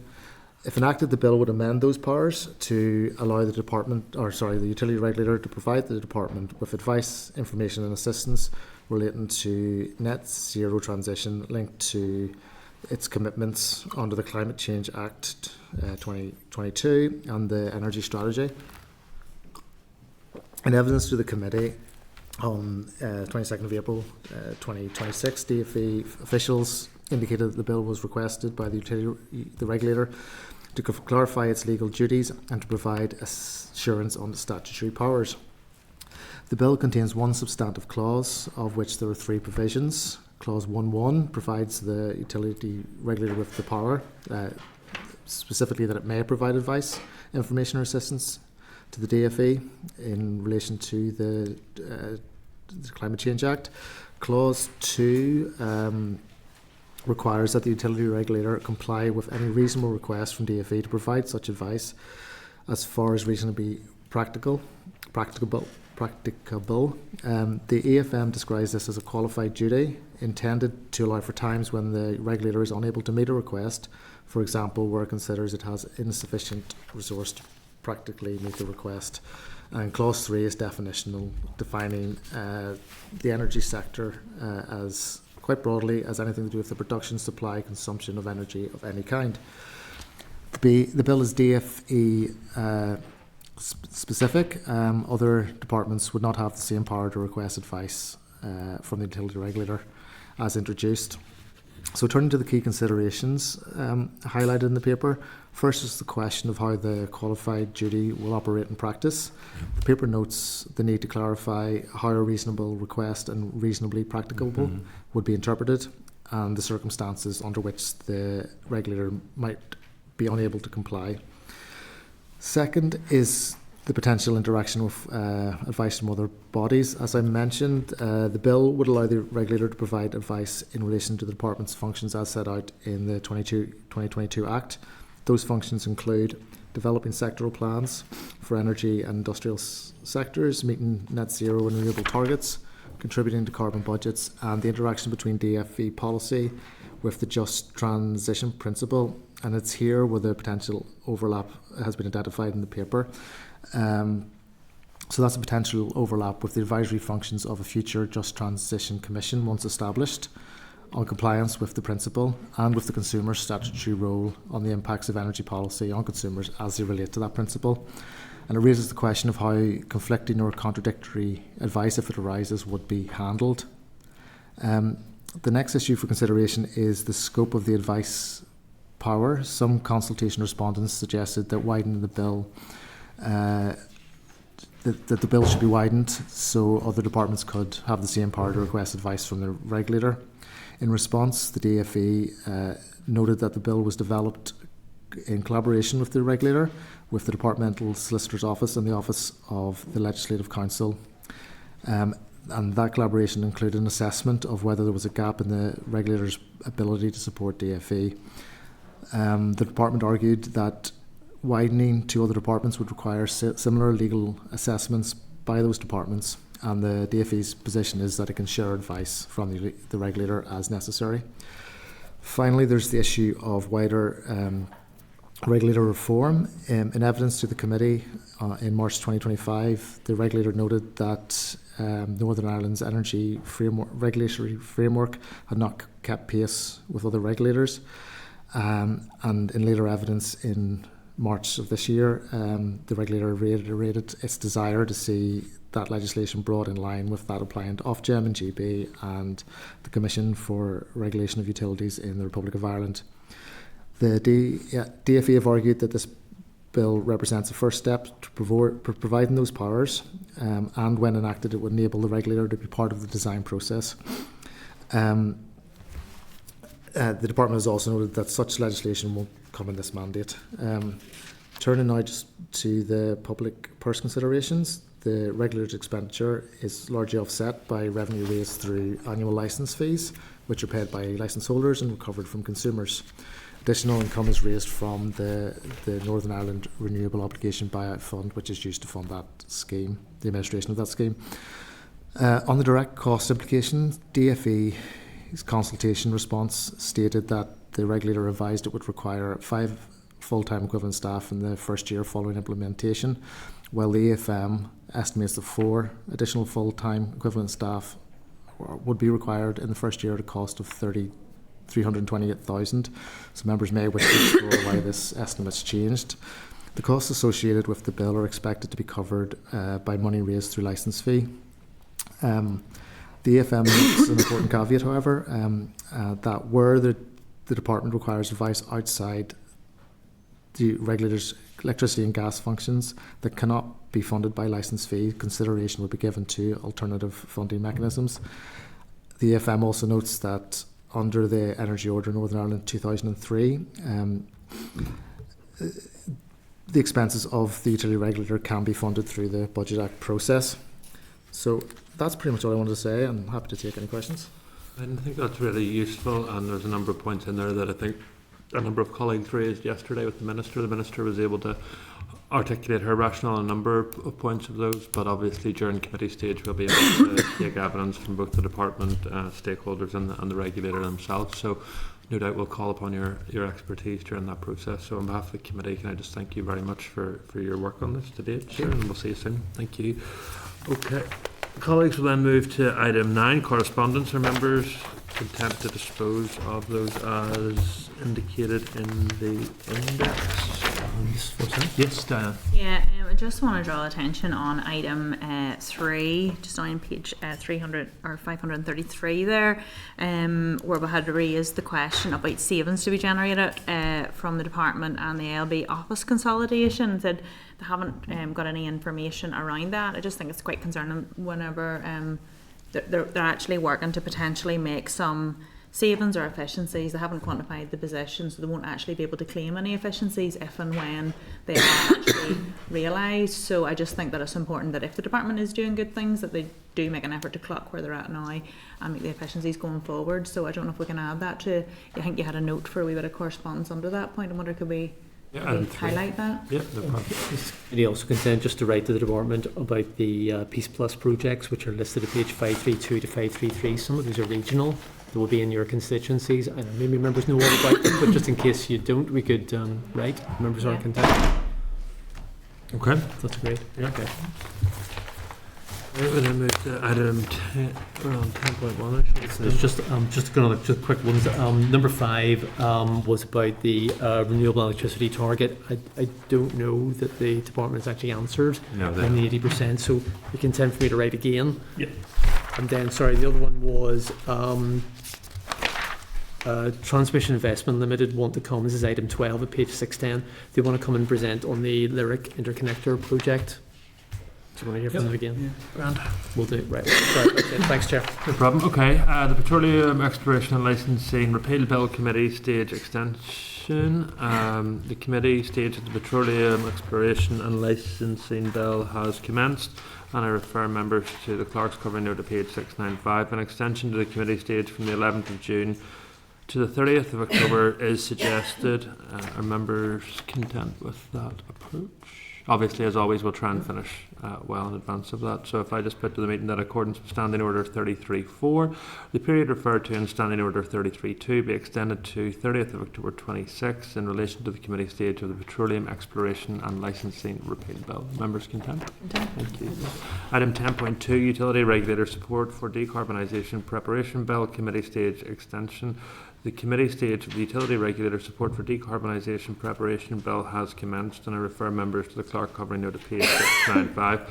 An extension to the committee stage from the 12th of June to the 20th of November is suggested. Members, any comments or concerns? No? Okay, if I put to the meeting then that in accordance with Standing Order 33 brackets 4, the period referred to in Standing Order 33 bracket 2 be extended to 20th November 2026 in relation to the committee stage of the Utility Regulator Support for Decarbonisation Preparation Bill. Members content? Okay. Forward work programme then, Peter. So members, if you remember last time the committee agreed to invite the UU, the department, and UCU to brief on the potential job losses at Ulster University. Yeah. So Ulster University has agreed to come along on the 27th, and we think the department will come along that day as well.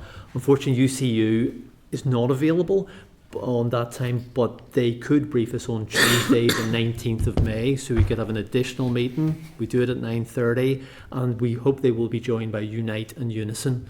They're the other unions involved, so they could come along. We could have a chat about this at 9:30 on a Tuesday, done by 11, and there's Mr. Delargy. Patrick. Yeah, no, I would be very keen that they come together, that all organisations who were invited come at the same time, and that we look at an alternative date, because I think the importance is having everybody in the room who's involved in the conversation. So I would be very much of the view that we should do a different date or offer them another suitable date. And I want to come in on an AOB chair, but I'll come in that after. That could be sometime in June, probably quite late in June. So just it would be a while. I just thought members thought it was sort of urgent. Yeah, thank you. I would be keen to get this as soon as possible. Like, you know, it's very topical. Like, I know a lot of us have questions and just keen to know in terms of the job losses, where they're going to be, what grade they're at, and if we can go back and try to, you know, negotiate this further. But I wouldn't be keen to push back any further than the 27th of May for actually getting them in on it. But I totally take Padraig's point. So I don't know if there's any way there can be some sort of workaround in that, because I just wouldn't like to see that drop any further back, because it's already a month away on a very topical issue. The department can come on that Tuesday morning as well, no? Bring them all on that Tuesday. I'd agree with that. I mean, look, I would be totally in agreement with not pushing it back, but it's trying to get everybody in the room, because otherwise we're going to have conversations where we'll end up having to go back and forward. So again, like as has been mentioned, if it's a Tuesday, if it's a different day or time, let's make that work. But I think getting everybody in the room at the same time is imperative for this.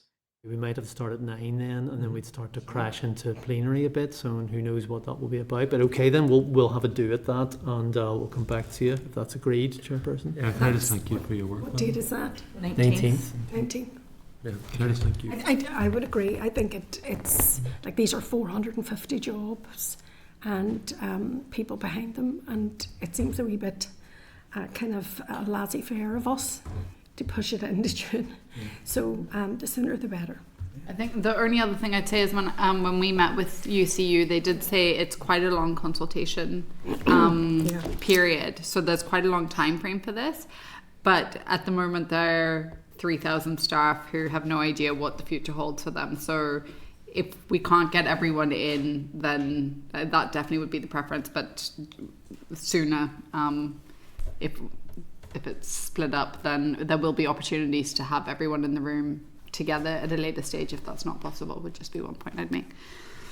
I would go with 19th of May then, if that's agreed. Yep. Great.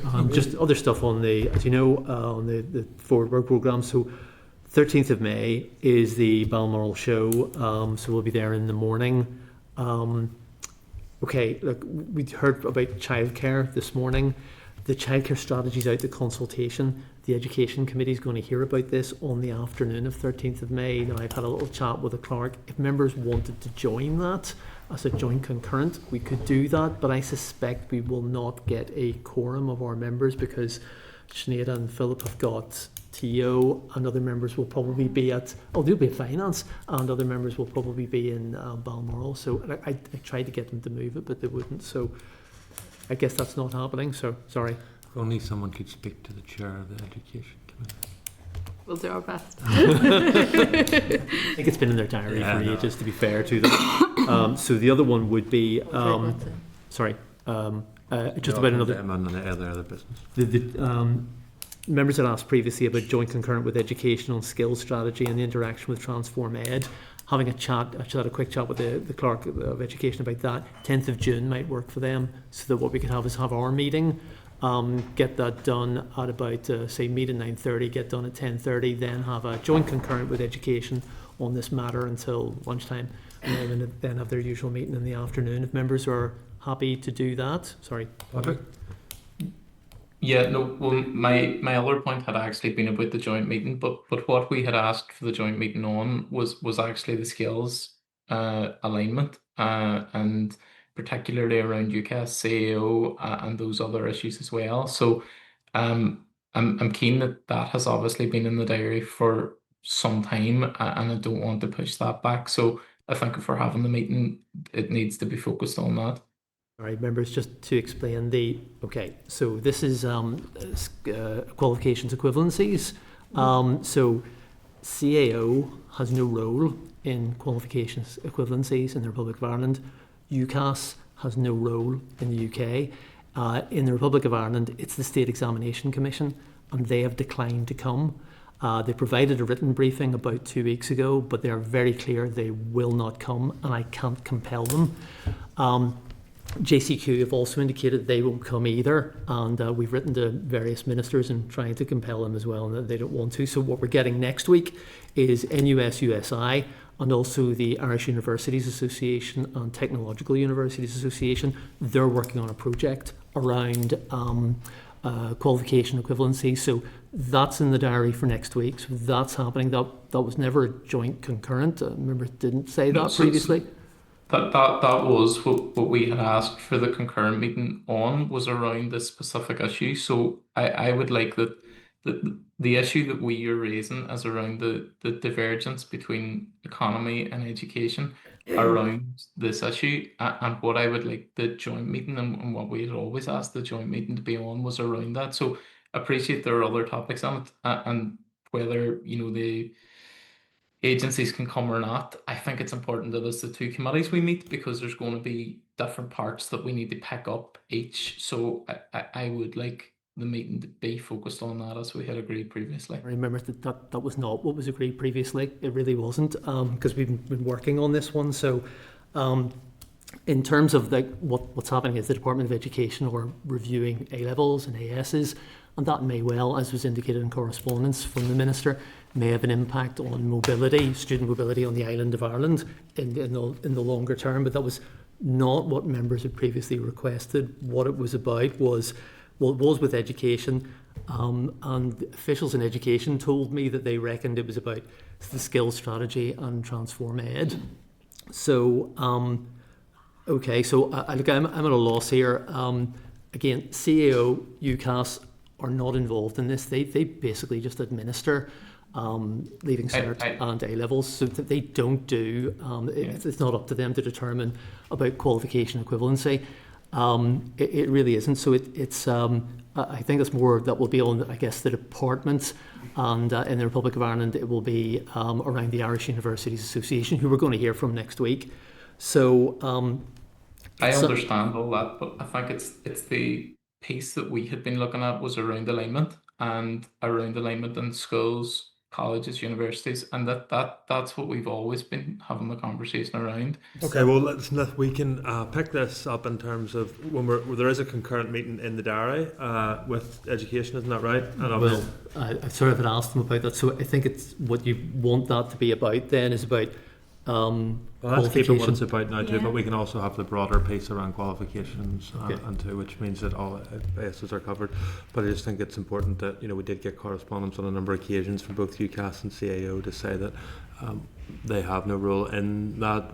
The good thing was, though, that obviously Minister Archibald and I think Minister Gibbon have been engaging directly with their counterparts in the Republic too, just about trying to get the State Examination Board to move on that. But hopefully, Padraig, we can encapsulate both the points that you've been making there, but also the points that have been previously discussed into that issue, so that no, absolutely. And I think the reason that I'm raising this is because that was, we as committee wanted to discuss the divergence here, and you know, whether it's the State Examinations Body or others, we'd wanted to iron all that out and get sort of discussion between two committees on that.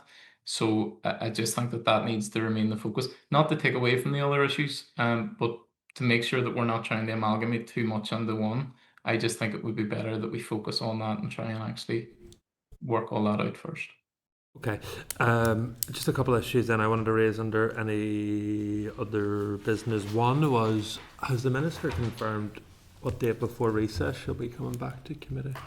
She has not, so I was sort of thinking of saving that up for when the budget is agreed, but okay, so the committee would like the Minister to come again. I just think it'll be useful before recess, because I think since she's been appointed she's maybe been twice, which is probably on the lower end of any Minister appearing before their committee, so I think that'd be useful. Is that agreed, Chairperson? Members consent? Yeah.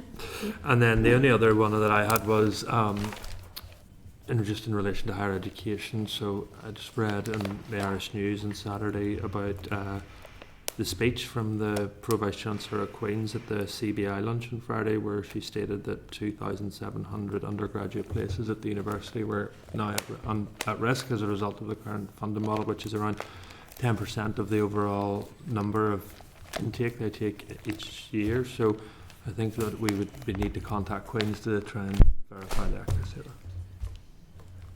members content with that? Yeah. Diane.